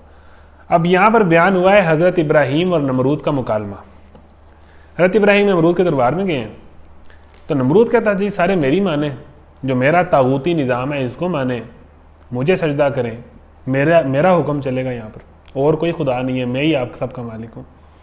تو اس میں ضروری نہیں ہے کہ وہ اپنے آپ کو خدا کہہ رہا ہے یا اپنے آپ کو سجدہ کروا رہا ہے۔ اس کا مطلب یہ ہوتا ہے کہ آپ کوئی اور بات نہ مانیں، جو ہمارا قانون ہے، جو ہماری اسٹیٹ کے قوانین ہیں، وہ آپ کو ماننے پڑیں گے۔ اس کا مطلب یہ بھی ہوتا ہے، ٹھیک ہے نا۔ سجدہ کرنے سے مراد یہ بھی ہے کہ آپ ہماری اطاعت کریں گے، ہمارے قوانین کو فالو کریں گے۔ یہ اسلام اور اللہ اور اس کے رسول کے قوانین کو ہم نہیں جانتے، ٹھیک ہے جی۔ نمرود اور ابراہیم میں مکالمہ ہو رہا ہے۔ نمرود کہہ رہا ہے کہ آپس میں جھگڑے کے الفاظ ہیں، مکالمہ ہو رہا ہے، بحث ہو رہی ہے۔ جھگڑا اس بات پر کہ ابراہیم کا رب کون ہے اور اس بنا پر کہ اس شخص کو اللہ نے حکومت دے رکھی تھی۔ ابراہیم نے کہا میرا رب وہ ہے جس کے اختیار میں زندگی اور موت ہے۔ اب بحث ہو رہی ہے، مکالمہ ہو رہا ہے، وقت کے بادشاہ جو بات بات پر بندے قتل کر دیتا ہے۔ اب آپ اس طرح سوچیں کہ یونیورسٹی کے وائس چانسلر صاحب سے آپ کی میٹنگ ہو جائے، اول تو ہوگی نہیں، اگر ہو جائے تو آپ اس میٹنگ میں سر نہیں کر رہے ہوں گے، سر آپ کا جھکا ہوگا، ڈرے ہوں گے، بعد میں آپ جناب سیلفیاں اور سٹیٹس لگائیں گے جناب میری وی سی صاحب سے میٹنگ ہوئی ہے، یا کسی ایم پی یا کسی وزیر سے آپ کی صرف میٹنگ ہو جائے، کسی کامن انٹرسٹ پہ میٹنگ ہو جائے، تو وہ جو کامن انٹرسٹ کی میٹنگ ہے وہی میٹنگ کرتے ہوئے آپ بڑے سہمے ہوں گے، آپ اپنا کانفیڈنس لوز کر جائیں گے۔ ادھر وقت کے سب سے جابر بادشاہ کے سامنے میٹنگ ہو رہی ہے حضرت ابراہیم کی، اور حضرت ابراہیم کہہ رہے ہیں تم غلط ہو، مخالفت کر رہے ہیں، اس کے خلاف کھڑے ہیں۔ یہ آسان نہیں ہے، یہ جرت جو ہے یہ جم نہیں دے سکتی، یہ والی جرت جو ہے یہ ہالی ووڈ کی فلمیں نہیں دے سکتی، یہ والی جرت ایمان دیتی ہے، یہ والی جرت ایمان ہی پیدا کرتا ہے، اور کوئی چیز یہ جرت نہیں پیدا کر سکتی۔ تو مکالمہ ہو رہا ہے کہ تم غلط ہو۔ یہ کیسے غلط ہیں جی؟ میرا رب ہو رہا ہے، میں آپ کی بات نہیں مان سکتا، میرا خدا اپنا خدا ہے۔ انہوں نے کہا جی آپ کا خدا کیا کرتا ہے؟ کہا کہ میرا خدا زندگی دیتا ہے، موت دیتا ہے۔ نمرود نے کہا، لاجیکل بحث ہو رہی ہے، نمرود نے کہا جی میں بھی زندگی اور موت دیتا ہوں۔ فوراً ایک قیدی کو، اپنے جیل میں سے ایک قیدی کو جس کو پھانسی ہو چکی تھی، پھانسی کی سزا ہو چکی تھی، اس کو پھانسی ہونے والی تھی، اس کو آزاد کر دیا، اور ایک نے جس نے آزاد ہونا تھا یا ایک بندے کو پکڑ کے قتل کر دیا۔ اس نے کہا کہ یہ آزاد تھا، اس کو میں نے مار دیا ہے، اس کو موت ہونے والی تھی، پھانسی ہونے والی تھی، اس کو میں نے زندہ کر دیا، تو زندگی تو میں بھی دے رہا ہوں، موت تو میں بھی دے رہا ہوں، تم کہتے ہو تمہارا خدا دیتا ہے۔ اب بات تو بڑی، جواب تو نہیں ہے ہمارے پاس، ٹھیک، اس نے بھی زندگی دے دی، اس نے بھی موت دے دی۔ اب حضرت ابراہیم نے فوراً جواب دیا، انہوں نے کانفیڈنس لوز نہیں کیا، میڈیا کو دیکھ کے، سوالوں کو دیکھ کے وہ چپ نہیں رہ گئے، انہوں نے فوراً ایسا جواب دیا، حاضر جوابی چیک کریں حضرت ابراہیم کی، کہ کیا کہا کہ اچھا ایسا کر، میرا خدا جو ہے نا وہ سورج کو مشرق سے نکالتا ہے، مغرب میں غروب کرتا ہے، تو تم ایسا کرو کہ سورج کو مغرب سے نکالو اور مشرق سے غروب کر دو۔ فَبُوهِتَ الَّذِي كَفَرَ، بولتی بند، وہ چپ ہو گیا۔ پورے بھرے دربار کے اندر ایک بندے کی بولتی بند ہو جائے اور بندہ وقت کا بادشاہ ہو، تو آپ دیکھیں کہ پھر وہ کیا کرے گا۔ ساروں کے سامنے بےزتی بات نہیں، لاجیکلی چپ کرا دیا۔ اب اس سے ہمیں کیا بات پتہ چلی کہ ایک تو کفر کے پاس کوئی لاجک نہیں ہوتی، طاغوتی نظام کے پاس کوئی لاجک نہیں ہے، نمبر ایک۔ نمبر دو، بندہ مومن جو ہوتا ہے وہ کانفیڈنٹ ہوتا ہے، وہ بات کر سکتا ہے کسی چھوٹے بندے سے بھی، بڑے بندے سے بھی، ایس ایچ او سے بھی، وزیر سے بھی، اس میں جرت ہوتی ہے۔ نمبر دو، جرت ویسے ہوتی ہے کہ اسے پتہ ہے کہ میں حق پہ ہوں، وہ کانفیڈنٹ ہوتا ہے۔ جن نوجوانوں میں کانفیڈنس نہیں ہے، یہ اچھی بات نہیں ہے۔ اپنی بات بیان کرنے کا کانفیڈنس پیدا کرنا ایک دینی ذمہ داری ہے، آپ نے دعوت نہیں دینی، لوگوں کو بتانا نہیں، پھر کم زیادہ وہ پھر اللہ کی دین ہے۔ پھر تیسری بات یہ ہے کہ بندہ مومن سوالوں کے جواب اس کو آتے ہوتے ہیں۔ ہمیں یونیورسٹی کے اندر یا کوئی بندہ آ کے کوئی بات کر دے، ہم کنفیوز ہو جاتے ہیں، ہم اس کی باتوں میں آ جاتے ہیں، یا دین کے اوپر کوئی سوال کر دے تو ہم کنفیوز ہو جاتے ہیں۔ یعنی ہمارا نہ نالج ہے، نہ ہمیں کانفیڈنس ہمارے کے اندر ہے، نہ ہمیں بات کرنی آتی ہے، اور نہ ہم سوالوں کو ٹیکل کر سکتے ہیں۔ ہم تو کچھ سوال آ جائیں پیپر میں تو کنفیوز ہو جاتے ہیں۔ تو حاضر جواب تھے، فوراً اس کے جواب جو بڑا ڈاڈا جواب تھا کہ زندگی موت میں بھی دیتا ہوں، فوراً ٹیکل کر دیا۔ یہ تھے حضرت ابراہیم۔ تو حاضر جوابی، سوالوں کا جواب دینا آتا ہو، یہ دین کے دائی کی ذمہ داری ہے کہ اسے جن سوالوں کا سامنا کرنا پڑے اس وقت میں ان حالات میں، اس جدید دور میں جو سوال ہے ان کا وہ جواب دے سکتا ہو، پھر لوگ اس کی طرف آئیں گے. ٹھیک ہے جی. مگر اللہ ظالموں کو راہ راست نہیں دکھایا کرتا. یا پھر آگے چلیں کیا ہوا. مثال کے طور پر اس شخص کو دیکھو جس کا گزر ایک بستی پر ہوا جو اپنی چھتوں پر اوندی گری پڑی تھی. اس نے کہا کہ یہ آبادی جو ہلاک ہو چکی ہے اسے اللہ کس طرح دوبارہ زندگی بخشے گا. اس پر اللہ نے اس کی روح قبض کر لی اور وہ 100 برس تک مردہ پڑا رہا. پھر اللہ نے اسے دوبارہ زندگی بخشی اور اس سے پوچھا کہ بتاؤ کتنی مدت پڑے رہے ہو. اس نے کہا 1 دن یا چند گھنٹے رہا ہوں گا. فرمایا تم پر 100 برس اس حالت میں گزر چکے ہیں. اب ذرا اپنا کھانے اور پینے کو دیکھو کہ اس میں ذرا تغیر نہیں آیا. دوسری طرف ذرا اپنے گدھے کو بھی دیکھو، اس کا پنجر تک بوسیدہ ہو رہا ہے، اور یہ ہم نے اس لیے کیا ہے کہ ہم تمہیں لوگوں کے لیے نشانی بنا دینا چاہتے ہیں. پھر دیکھو کہ ہڈیوں کے اس پنجر کو ہم کس طرح اٹھا کر گوشت پوست اس پر چڑھاتے ہیں. اس طرح جب حقیقت اس کے سامنے بالکل نمایاں ہوگی تو اس نے کہا کہ میں جانتا ہوں اللہ ہر چیز پر قدرت رکھتا ہے. یہ واقعہ ہے ایک نبی کا کہ وہ ایک بستی سے گزر رہے تھے. ان کے ساتھ ان کا گدھا تھا اور کھانے پینے کا کچھ سامان تھا. اب ایک بستی تھی وہ برباد ہو چکی تھی. وہ اپنے چھتوں پہ گری پڑی ہے، جیسے وہاں پر کوئی دھماکہ ہوا ہے یا کوئی عذاب. بالکل ایک برباد شدہ بستی، سالوں سے صدیوں سے برباد بستی. چھتیں اس کی، مکان، ہر چیز الٹی، بالکل وہ بستی تباہ ہو چکی ہے. اب اس بستی سے گزرتے ہوئے وہ نبی کے دل میں خیال آیا کہ یہ لوگ دوبارہ کس طرح زندہ ہوں گے. ویسے ہی خیال آیا کہ اللہ ان کو دوبارہ کس طرح زندگی دے گا. جو ہی یہ خیال آیا نا تو ان کی ڈیتھ ہو گئی، اور وہ 100 سال اسی حالت میں رہے. پھر 100 سال بعد اللہ نے ان کو زندگی دی. اب اللہ نے کہا کہ بتاؤ تم کتنی دیر سوئے رہے ہو یا کتنی دیر اس حالت میں رہے ہو. جب ان کو جاگے انہوں نے کہا چند گھنٹے میں سویا ہوں گا، 1 دن سویا ہوں گا. تو اللہ نے کہا کہ تم 100 سال سوئے رہے ہو یا 100 سال تم اس حالت میں رہے ہو. پھر اللہ نے کہا کہ اب جو تمہارے ساتھ جو گدھا تھا اور جو کھانا پینا تھا، دیکھو کھانے پینے کو دیکھا، کھانا پینا بالکل ویسے ہی فریش، گرما گرم زبردست، جس طرح کھانا ہوتا ہے فریش ابھی پکا ہوا 100 سال بعد بھی. اور ساتھ کا اب گدھے کو دیکھو تو گدھا اس طرح کہ جس طرح 100 سال اس کی ہڈیاں بھی بوسیدہ ہو چکی ہیں، جس طرح واقعی ایک لاش کو 100 سال گزر گئے ہیں. تو ایک چیز کو اللہ نے اسی حالت میں رکھا ہے، ایک چیز کو اس طرح رکھا کہ 100 سال گزر گئے ہیں. پھر ان کے سامنے اس گدھے کو زندہ کیا، اس کو ہڈیاں چڑھائیں. پھر اللہ نے کہا کہ میں مردوں کو زندہ کر سکتا ہوں. اس گدھے کو 100 سال بعد زندہ کرنا، تمہیں دوبارہ زندہ کرنا میرے لیے ممکن ہے. تو یہ بستیاں جو صدیوں پہلے کے لوگ جا چکے ہیں ان کو دوبارہ زندگی دینا میرے لیے مسئلہ نہیں ہے. تو پوائنٹ کیا اللہ بتانا چاہ رہا ہے کہ اے لوگو، جب تم مر جاؤ گے تو میں تمہیں زندہ کروں گا اور تمہارا حساب لوں گا.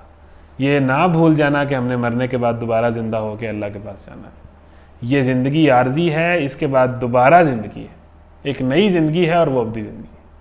تو بیسیکلی اس واقعے سے یہ ثابت کیا. تو نبی نے فرمایا کہ مالک مجھے دکھا دے تو مردوں کو. اچھا آگے اب حضرت ابراہیم کا واقعہ ہے، اور وہ واقعہ بھی پیش نظر ہے جب ابراہیم نے کہا تھا کہ میرے مالک مجھے دکھا دے تو مردوں کو کیسے زندہ کرتا ہے. فرمایا کیا تو ایمان نہیں رکھتا؟ اس نے عرض کیا ایمان تو رکھتا ہوں مگر دل کا اطمینان درکار ہے.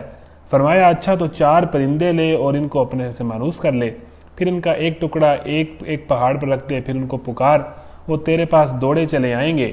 خوب جان لے کہ اللہ نہایت با اقتدار اور حکیم ہے. اب حضرت ابراہیم وہ نوجوان تھے جو خود ہی سوچ سمجھ کے تحقیق کر کے ایمان لے کے آئے تھے. آگے ان کا واقعہ آئے گا 7ویں اس بارے میں کہ پہلے چاند کو خدا مانا، سورج کو خدا مانا، ہر طبقے کو انہوں نے دیکھا، انہوں نے گھات گھات کا پانی پیا، پھر کہیں جا کے وہ انہیں توحید عطا ہوئی، جستجو کی تو انہیں خدا ملا. تو حضرت ابراہیم کے ذہن میں بڑے سوالات آتے تھے. وہ سسٹم کے اوپر سوالات کرتے تھے، اس وقت کے نظام کے اوپر سوال کرتے تھے، بڑے کریٹیکل انالیسس کرتے تھے چیزوں کا، بہت سوچ سمجھ کے فیصلے کرتے تھے اور چیزوں پہ غور کرتے تھے، ان کو ایکسپلور کرتے تھے. اور یہی بندہ مومن کی شان ہے. تو حضرت ابراہیم نے ایک دن اللہ سے پوچھا کہ میں یہ جاننا چاہتا ہوں کہ تم مردوں کو کیسے زندہ کرتا ہے. وہی عقیدہ یا آخرت، دوبارہ زندگی. تو اللہ نے پوچھا کہ اے ابراہیم کیا تجھے ایمان نہیں، کیا تجھے اس بات کا ایمان نہیں ہے کہ تیرا اللہ بندوں کو دوبارہ زندہ کر سکتا ہے، مردوں کو زندہ کرتا ہے. حضرت ابراہیم نے کہا اللہ جی ایمان تو ہے، لیکن میں دل کی تسلی چاہتا ہوں. چونکہ انبیاء کو اللہ تعالیٰ معجزات دکھاتا ہے کیونکہ انہوں نے پوری دنیا کو دعوت دینی ہوتی ہے، تو ان کا یقین اور ایمان نیکسٹ لیول پر ہوتا ہے. ان کو تجلیات ہوتی ہیں، معجزے ہوتے ہیں، وہ کچھ چیزوں کو دیکھتے ہیں. اس طرح اللہ کے نبی کا معراج کا واقعہ ہے، جنت اور دوزخ کو دیکھا، انبیاء سے ملاقات ہوئی. تو یہ انبیاء کے خصوصی معجزات ہوتے ہیں. حضرت موسیٰ اللہ سے باتیں کرتے تھے، حضرت ابراہیم کے ساتھ یہ واقعہ ہوا. تو حضرت ابراہیم نے کہا جی یقین تو ہے لیکن میں مزید دل کا اطمینان چاہتا ہوں، میں اپنی آنکھوں سے دیکھوں کہ تو مردوں کو کیسے زندہ کرتا ہے اور دوبارہ زندگی اور دوبارہ حساب کتاب کیسے ہوگا. تو اللہ نے حضرت ابراہیم کو کہا کہ ایسا کرو کہ کچھ جانور لو، پرندے، ایسے پرندے جو آپ سے مانوس ہو جائیں، جو اپنے مالک سے مانوس ہو جاتے ہیں، وہ بلائے تو آ جاتے ہیں، اس کے ہاتھ پہ چڑھتے. طوطا ہو گیا، یا مثال کے طور پر ایسا پرندہ طوطا لے لیں جو انسان سے مانوس ہو جاتا ہے. ان کو پالو، ان کو اپنے ساتھ مانوس کرو، اور پھر کیا کرو کہ ان پرندوں کو ذبح کر کے نا، ان کے پیسز کر کے، کچھ پیسز اس پہاڑ میں پھینکو، کچھ پیسز اس پہاڑ پہ پھینکو، کچھ پیسز اس پہاڑ پہ پھینکو، جگہ جگہ ان کے پیسز دور پہاڑوں میں پھینک دو، اور پھر ان کو بلاؤ، جس طرح سیٹی کے ذریعے یا آ کر کے، جس طرح بھی پرندوں کو تم بلاتے ہو اپنے پاس، جس طرح پرندوں کو بلایا جاتا ہے کوئی بھی آواز سے، تو بلاؤ ان کو. حضرت ابراہیم نے یہی کیا، کچھ پرندے پالے، ان کو اپنے ساتھ مانوس کیا، پھر ان کو ذبح کر کے، ان کو پیسز کر کے، ان کو جگہ جگہ پہاڑوں میں پھینک دیا. پھر حضرت ابراہیم نے جب بلایا ان کو جس طرح وہ بلاتے تھے، تو وہی پرندے اپنی اصل شکل میں اڑتے ہوئے حضرت ابراہیم کے پاس آ گئے. تو یہ یقین کرایا گیا کہ اللہ کو لیے مردوں کو زندہ کرنا کوئی مسئلہ نہیں ہے. تو اے انسانوں، یاد رکھنا کہ تمہارے پچھلوں نے بھی، تمہارے رشتہ داروں نے بھی، تمہارے دوستوں نے بھی، تم نے بھی، تمہاری اولاد نے بھی زندہ ہونے کے بعد مرنا ہے، مرنے کے بعد دوبارہ زندہ ہونا ہے، اللہ کو اعمال کا حساب دینا ہے، یا جنت میں جانا ہے یا جہنم میں جانا ہے. یاد رکھنا. وہ تیرے پاس دوڑے چلے آئیں گے. خوب جان لو کہ اللہ نہایت بااقتدار و حکیم ہے. جو لوگ اپنے، یہ واقعہ ہو گیا، مثل الذین ينفقون اموالهم فی سبیل اللہ کمثل حبۃ انبتت سبع سنابل فی کل سنبلۃ مئۃ حبۃ واللہ یضاعف لمن یشاء واللہ واسع علیم. جو لوگ اپنے مال اللہ کی راہ میں صرف کرتے ہیں، ان کے خرچ کی مثال ایسی ہے جیسے ایک دانہ بویا جائے اور اس سے 7 بالیں نکلیں اور ہر بالی میں 100 دانے ہوں. اسی طرح اللہ جس کے عمل کو چاہتا ہے افزونی عطا فرماتا ہے. وہ فراخ دست بھی ہے اور علیم بھی. کمال آیت یہ ہے انفاق فی سبیل اللہ، اللہ کی راہ میں خرچ کرنے کا کتنا بڑا مقام ہے. ایک تو یہ چیز بندے کے اندر سے کنجوسی نکالتی ہے، مال سے جو محبت ہے وہ نکالتی ہے، اور اللہ سے تعلق اسٹیبلش کرتی ہے. اللہ کہہ رہا ہے کہ جو لوگ اپنا مال اللہ کی راہ میں دیتے ہیں، ان کی مثال ایسی ہے کہ انہوں نے ایک دانہ بویا، بیج بویا، اس سے 7 آسان الفاظ میں شاخیں نکلیں، اور ہر شاخ کے اندر، ہر بال کے اندر 100 دانے. 7 بالیں ہیں، ایک بیج سے نکلی ہیں، اس کے اندر ہر بال کے اندر 100 دانے ہیں. یعنی انہوں نے ایک بیج بویا اور نکلے کتنے؟ 700. یعنی اللہ کہتا ہے کہ جب تم اللہ کی راہ میں دیتے ہو تو اللہ 700 گنا بڑھا کے تمہیں واپس دے سکتا ہے، اور وہ دیتا بھی ہے. یہ تو جن لوگوں نے اللہ کی راہ میں دیا ہے نا، اس نیت سے نہیں کہ صبح آپ 1 روپیہ دیں اور شام تک انتظار کرتے ہیں 700 روپے نہیں آئے، کہاں گئے 700 صبح. اس طرح نہیں ہوتا. یہ ایمان کی دنیا ہے، یہ مفادات سے نہیں چلتی، یہ بے نیازی سے چلتی. اور یہ ہوتا آیا ہے کہ جو لوگ، وہ بندہ کبھی غریب نہیں ہوتا جو اللہ کی راہ میں دیتا ہے، وہ بھوکا نہیں مرے گا جو اللہ کی راہ میں دے گا. اس کے اوپر تو بڑا عجیب واقعہ بھی ہے، وہ آگے چل کے سنائیں گے جب مزید ذکر آئے گا. تو ابھی تو ہم اس کو کور کرنا ہے کہ اللہ کی راہ میں 1 2 وہ 10 گنا 100 گنا اور چاہے تو 700 گنا بڑھا کے تمہیں واپس کرے گا. مال بڑھے گا، گھٹے گا نہیں. لئن شکرتم لازیدنکم. تو اگر کوئی بندہ تنگ دستی سے بچنا چاہتا ہے نا، اس کے جیسے بھی حالات ہیں، وہ کچھ نہ کچھ، زکوٰۃ تو لازمی دے، زکوٰۃ تو فرض ہے. زکوٰۃ جن نے نہ دی تھی ان کے خلاف تو حضرت ابوبکر صدیق نے جہاد کیا تھا. زکوٰۃ تو بھائی فرض ہے. اللہ کی راہ میں ویسے دینا غریبوں کو، مسکینوں کو، اس سے کچھ بڑھ کے. آپ تنگ دست نہیں ہوتے، آپ فاقے نہیں کریں گے، یہ گارنٹیڈ بات ہے. جو لوگ اپنا مال اللہ کی راہ میں صرف کرتے ہیں، ان کے خرچ کی مثال ایسی ہے کہ جیسے ایک دانہ بویا جائے اور اس سے 7 بالیں نکلیں اور ہر بالی میں 100 دانے ہوں. اسی طرح اللہ جس کے عمل کو چاہتا ہے افزونی عطا فرماتا ہے. وہ فراخ دست بھی ہے اور علیم بھی ہے. جو لوگ اپنا مال اللہ کی راہ میں خرچ کرتے ہیں اور خرچ کر کے پھر احسان نہیں جتاتے، نہ دکھ دیتے ہیں، نہ ان کا اجر ان کے رب کے پاس ہے، اور ان کے لیے کسی رنج اور خوف کا موقع نہیں ہے. ایک میٹھا بول اور کسی ناگوار بات پر ذرا سی چشم پوشی اس خیرات سے بہتر ہے جس کے پیچھے دکھ ہو. کمال آیت ہے. قولم، لوگ کہتے ہیں یہ دین دہشت گردی کا دین ہے. ان کو یہ آیت تو سنائیں ذرا کہ اللہ تعالیٰ، پیچھے ہم نے دیکھا کہ اللہ تعالیٰ کو ایک چھوٹے بیبی کا کتنا خیال ہے. یہاں ہم دیکھ رہے ہیں کہ قرآن کہتا ہے کہ کسی بندے کو اگر تم نہیں نہ دے سکتے غریب کو، تو اس کا کم از کم دل نہ دکھاؤ، اسے جھٹکو نہ. قول معروف، اگر تم کسی بندے کو دے نہیں نہ سکتے تو اس سے پیار سے بات کر لو. اس کو اچھے انداز سے سوری کر لو، اس کا دکھ سن لو، مدد نہ کرو، اس کی بات سن لو، اس کی بات آدھا دکھ ایسے ہی ہلکا ہو جائے گا۔ ایک میٹھا پیار کا بول اس سے بول لو اگر تم خیرات دے، اس خیرات سے بہتر ہے کہ جب تم خیرات دو، پیسے دو اور احسان جتاؤ کہ ہاں جی میں نے تمہیں دیا ہے۔ احسان جتا کر اور بعد میں یاد کروا کے اگر تم دو گے تو اس سے بہتر یہ ہے کہ تم نہ دو، لیکن اچھے اخلاق سے اس سے بات کر لو۔ یہ ہے ہمارا دین۔ اس پہ لوگ کیسے بات کر لیتے ہیں اور کیسے سوال اٹھا لیتے ہیں، لمبی لمبی زبانیں کیسے نکل آتی ہیں لوگوں کی۔ ایک میٹھا بول اور کسی ناگوار بات پر ذرا سی چشم پوشی، کسی کی ناگوار بات ہے اس کو معاف کرنا، چشم پوشی کرنا، پردہ ڈالنا، اس خیرات سے بہتر ہے جس کے پیچھے دکھ ہو، یعنی اس خیرات سے بہتر ہے جو تم احسان جتا کے اور باتیں کر کے دو، اس سے بہتر یہ۔ اللہ بے نیاز ہے اور بردباری اس کی صفت ہے۔ اے ایمان والو، اپنے صدقات کو احسان جتا کر اور دکھ دے کر اس شخص کی طرح خاک میں نہ ملاؤ۔ جو اپنے صدقہ دے کے، خیرات دے کے اس پر احسان جتاتا ہے، وہ ایک قسم کے اپنا خیرات اور صدقہ ضائع کرتا ہے۔ جو اپنا میل محض لوگوں کو دکھانے کو خرچ کرتا ہے اور نہ اللہ پر ایمان رکھتا ہے نہ آخرت پر، اس کے خرچ کی مثال ایسی ہے جو لوگ لوگوں کو دکھانے کے لیے، آپ کو پتہ ہے، اچھا زکوٰۃ ایسا فرض ایسی چیز ہے جو آپ لوگوں کو دکھا کر کریں گے، اناؤنس کر کے بھی، لیکن جو نفلی زکوٰۃ ہے نا، جو آپ نے زکوٰۃ سے ہٹ کے، جو فرض زکوٰۃ ہے وہ آپ پبلکلی بھی دے سکتے ہیں، وہ ہونی چاہیے۔ جس طرح آپ نماز جو ہے فرض نماز کہتے ہیں کہ پبلک میں پڑھنی چاہیے، باجماعت پڑھنی چاہیے، جو فرائض ہیں وہ اوپنلی اناؤنس کر کے بھی ادا کیے جا سکتے ہیں، اس وجہ سے نہیں کہ میری واہ واہ ہو، لیکن جو نوافل ہیں وہ بندہ چھپ کے ادا کرتا ہے۔ جو چیزیں فرض نہیں ہیں ان کو کہا گیا ہے کہ آپ چھپ کے اللہ کی محبت میں ادا کریں، ٹھیک ہے۔ تو جو نوافل ہے یا جو فرض زکوٰۃ کے علاوہ ہے، جو لوگ لوگوں کو یا دوسری زکوٰۃ بھی صرف لوگوں کو دکھانے کے لیے خرچ کرتے ہیں، تو ان کی مثال کیسے ہے کہ جیسے ایک چٹان تھی جس پر مٹی کی تہ جمی ہوئی تھی، اس پر جب زور کا می برسا تو ساری مٹی بہہ گئی اور صاف چٹان کی چٹان رہ گئی۔ یعنی جب پانی برستا ہے تو کیا فائدہ ہوتا ہے؟ نیچے سے پھول بوٹے نکلتے ہیں، سبزہ نکلتا ہے۔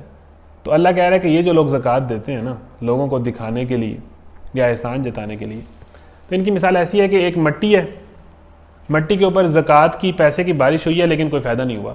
وہ چٹان تھی، اوپر سے مٹی ہٹ گئی ہے، ایکسپوز ہو گیا بندہ کہ اس نے کس لیے دی تھی، وہ چٹان کی چٹان رہ گئی۔ اس بارش برسنے سے نہ کوئی پھول نکلے، نہ کوئی اس کا مال بڑھے گا، نہ کوئی دیکھا نا بارش سے کیا ہوتا ہے کہ پھول نکلتے ہیں، اضافہ ہوتا ہے، گروتھ ہوتی ہے۔ اللہ کہہ رہا ہے کہ یہ اس کی مثال ایسی ہے کہ بارش چٹان پہ برسے اور چٹان کے اوپر سے مٹی اتر جائے اور وہ ننگی چٹان رہ جائے، فائدہ نہیں، ٹھیک ہے۔ اور اس پر جب زور کا می برسا تو ساری مٹی بہہ گئی اور صاف چٹان کی چٹان رہ گئی۔ ایسے لوگ اپنے نزدیک خیرات کر کے جو نیکی کماتے ہیں اس سے کچھ بھی ان کے ہاتھ نہیں آتا، اور کافروں کو سیدھی راہ دکھانا اللہ کا دستور نہیں ہے۔ یہاں کافر کا لفظ وہی بات، جو نہ شکرہ ہے، جو زکوٰۃ یا نہیں دیتا ہے تو دکھاوے کے لیے دیتا ہے، احسان جتا کے دیتا ہے یا رو کے دیتا ہے، ٹھیک ہے نا، اللہ کی راہ میں، تو ایسے لوگوں کو، ایسے کافر لوگوں کو، ایسے ناشکرے لوگوں کو اللہ ہدایت نہیں دیتا۔ باخلاف اس کے کہ جو لوگ اپنا مال محض اللہ کی رضا جوئی کے لیے دل کے پورے ثبات و قرار کے ساتھ خرچ کرتے ہیں، ان کے خرچ کی مثال ایسے ہے جیسے کسی سطح مرتفع پر ایک باغ ہو، اگر زور کی بارش ہو جائے تو 2 گنا پھل لائے، اور اگر زور کی بارش نہ بھی ہو تو ایک ہلکی پھوار ہی اس کے لیے کافی ہو جائے۔ تم جو کچھ کرتے ہو سب اللہ کی نظر میں ہے۔ بڑی خوبصورت مثال ہے کہ جو لوگ سچے دل سے اللہ کی راہ میں دیتے ہیں، ان کی مثال ایسے ہے کہ ایک بلند پہاڑ پہ ایک سطح مرتفع پر زبردست قسم کی مٹی ہے، اس کے اوپر بارش برستی ہے، تو زیادہ زکوٰۃ دے گا تو زیادہ پھول بوٹے، زیادہ سبزہ اگے گا، کم بھی زکوٰۃ دے گا لیکن اگر دل سے اخلاص کے ساتھ دے گا تو کم بارش بھی اس مٹی پہ فائدہ ہی دے گی، کچھ تو نکلے گا نا، کوئی تو رزلٹ نکلے گا۔ یا اس کے مراد یہ بھی ہے کہ جتنا اخلاص ہوگا اتنا اس کا فائدہ ہوگا۔ دیکھیں ایک بندے کے پاس، ایک بندہ اللہ کی راہ میں 100 روپیہ ایزیلی دے سکتا ہے نا، اور وہ دے 30 رہا ہے، 30 روپے دے رہے ہیں، تو اس کا اجر جو ہے وہ کم ہے۔ لیکن ایک بندہ اللہ کی راہ میں 20 روپے دے سکتا ہے اور وہ 20 دے رہا ہے، تو اس 20 کا اس 30 سے اجر زیادہ ہو گیا کہ اس نے جتنے دے سکتا ہے اتنے دے رہا ہے، اور پھر جو رو کے دے رہا ہے اس کا اجر کم ہو گیا۔ جتنا اخلاص ہے، جتنی استطاعت ہے، جتنی اللہ کے لیے اس میں جو ہے محبت ہے، اتنا اس کا فائدہ ہے۔ تو اللہ کہہ رہا ہے کہ جب نیت سچی ہوگی تو کم ہو زیادہ ہو دونوں کا ہی فائدہ ہے، لیکن نیت بری ہو تو چاہے آپ 10 اونٹ ذبح کر دیں فائدہ نہیں ہے۔ دکھاوے کے لیے کہ میں نے یہ کیا اور اللہ کے راہ میں یہ کیا، صرف دکھاوا اور دولت کی ٹھاٹ بٹھانی ہو تو پھر فائدہ نہیں۔ نیکیاں ہوتی ہی ایمان اور اخلاص سے اور اللہ کی محبت سے ہوتی ہیں۔ اور اگر زور کی بارش نہ بھی ہو تو ایک ہلکی پھواری اس کے لیے کافی ہو جائے. جو کچھ تم کرتے ہو اللہ کی سب کی نظر میں ہے. کیا تم میں سے کوئی پسند کرتا ہے کہ اس کے پاس ہرا بھرا باغ ہو, نہروں سے سراب کھجوریں اور انگوریں ہوں اور ہر قسم کے پھلوں سے لدا ہوا ہو, اور وہ عین اس وقت ایک تیز بگولے کی زد میں آ کر جھلس جائے جبکہ وہ خود بوڑھا ہو اور اس کے کم سن بچے ابھی کسی لائق نہ ہوں. اس طرح اللہ اپنی باتیں تمہارے سامنے بیان کرتا ہے, شاید کہ تم غور و فکر کرو. اللہ کہہ رہا ہے, مثال دیتا ہے کہ کیا تم یہ پسند کرو گے تمہارے پاس ایک بہت بڑا باغ ہو, اس میں کئی طرح کے پھل ہیں, کئی طرح کے درخت ہیں, بہت بڑی زمین ہے, اور جو ہے وہ جب تم سارا باغ بنا لو نا تو وہ ایک دم ایک تیز ہوا کا بگولا ہے یا آگ کا بگولا ہے, ایک تیز بگولا ہے اور وہ ساری زمین برباد ہو جائے, اور اس حالت میں برباد ہو جائے کہ جب اس کے بچے چھوٹے ہیں اور وہ بوڑھا ہے, نہ بچے کچھ کر سکتے ہیں, وہ بھی موت کے قریب ہے. یعنی ساری زندگی دنیا بناتا رہا, مال کماتا رہا, جمع کرتا رہا, اللہ کی راہ میں نہ دے سکا, اور اینڈ پہ جب بوڑھا ہو گیا تو وہ ساری دولت ضائع ہوگی, یا کچھ خود کرنے نہ موت آ گئی, بچے بھی چھوٹے ہیں, نہ بچے کچھ کر سکتے ہیں جو سہارا بنے ہیں, خود بوڑھا ہے, تو ساری زندگی ضائع کر دی اور اتنے بڑے باغ دولت سمیٹنے میں لگا رہا اور اس کا اینڈ ریزلٹ صفر نکلا. تو کیا تم یہ پسند کرو گے کہ اتنی بڑی دولت کماؤ, محنت کرو, ساری زندگی لگاؤ, جو کچھ کماؤ اس میں سے کچھ اللہ کی راہ میں نہ دو اور زندگی ضائع کر دو؟ تو وہ ایسے ہی ہے کہ بہت بڑا باغ کما کے ساری زندگی کیریئر بنا کے کہاں سے کہاں پہنچ گئے, اگر اللہ کے لیے اس میں کچھ بھی نہیں ہے تو ایسے ہی ہے کہ جیسے بہت بڑا باغ بنایا, جب بنا لیا تو سالوں لگا کے محنتیں کر کے صدیاں لگا کے جب بنا لیا تو ایک عذاب نے اس سارے باغ کو اڑا دیا, موت آئی, بات ختم, ہر چیز یہی رہے گی. تو اللہ تعالیٰ جو ہے اس طرح اللہ اپنی باتیں تمہارے سامنے بیان کرتا ہے کہ شاید تم غور و فکر کرو, مثالیں دے دے کے باتیں کرتا ہے کہ لوگ شاید غور و فکر کریں, سمجھیں. تو یہ ہمارا تقریباً ایک ربع ہو گیا ہے. تو ہمارے انشاءاللہ اگلے لیکچر میں سورہ بقرہ بھی ختم ہو جائے گی, سورہ آل عمران کا بھی کچھ حصہ پڑھ لیں گے. تو یہ جی آج کا ہمارا سبق تھا, جس میں انبیاء کے واقعات بھی آگے اور یہ اللہ کی راہ میں دینے کا اجر بھی آ گیا. آگے بڑی خوبصورت باتیں ہیں, سود کے متعلق باتیں ہیں, زکوٰۃ کے متعلق باتیں ہیں, پھر سورہ بقرہ کا آخری رکوع ہے جو بڑا مشہور ہے, اور آگے سورہ آل عمران کا آغاز بڑا زبردست ہے. آگے بس آپ نے ہمت کرنی ہے, یہ انشاءاللہ ختم ہو جانا ہے, ہر اتوار پڑھتے جانا, اور انشاءاللہ ہمارا قرآن ایک دن انشاءاللہ عز و جل ختم ہو جانا ہے. تو آپ سے انشاءاللہ ملاقات ہوگی اگلے اتوار. اللہ تعالیٰ سے دعا ہے کہ جو ہم نے پڑھا ہے ہمیں اس پر عمل کرنے کی توفیق عطا فرمائے. تو اٹینڈنس لگوا لیں, اٹینڈنس لیکچر کے بعد ہی ہوگی, اور کچھ دنوں تک آپ کو واٹس ایپ گروپس میں نوٹس مل جائیں گے. بہت شکریہ. جو نئے لوگ آ رہے ہیں اگر وہ ریگولر ہونا چاہتے ہیں, اول تو کلوز ہو گیا ہے لیکن انہیں پچھلے لیکچر سننے پڑیں گے, پھر وہ ریگولرلی جوائن کر سکتے ہیں. لیکن اگر آپ کی نیت ہے ریگولر ہونے کی, پھر ریگولر ہوں, سوچ سمجھ کر ریگولر ہوں, کیونکہ ریگولر اسٹوڈنٹ بننا ہے تو پھر آپ کو ساری چیزیں کرنی پڑیں گی. بہت شکریہ. السلام علیکم ورحمۃ اللہ وبرکاتہ.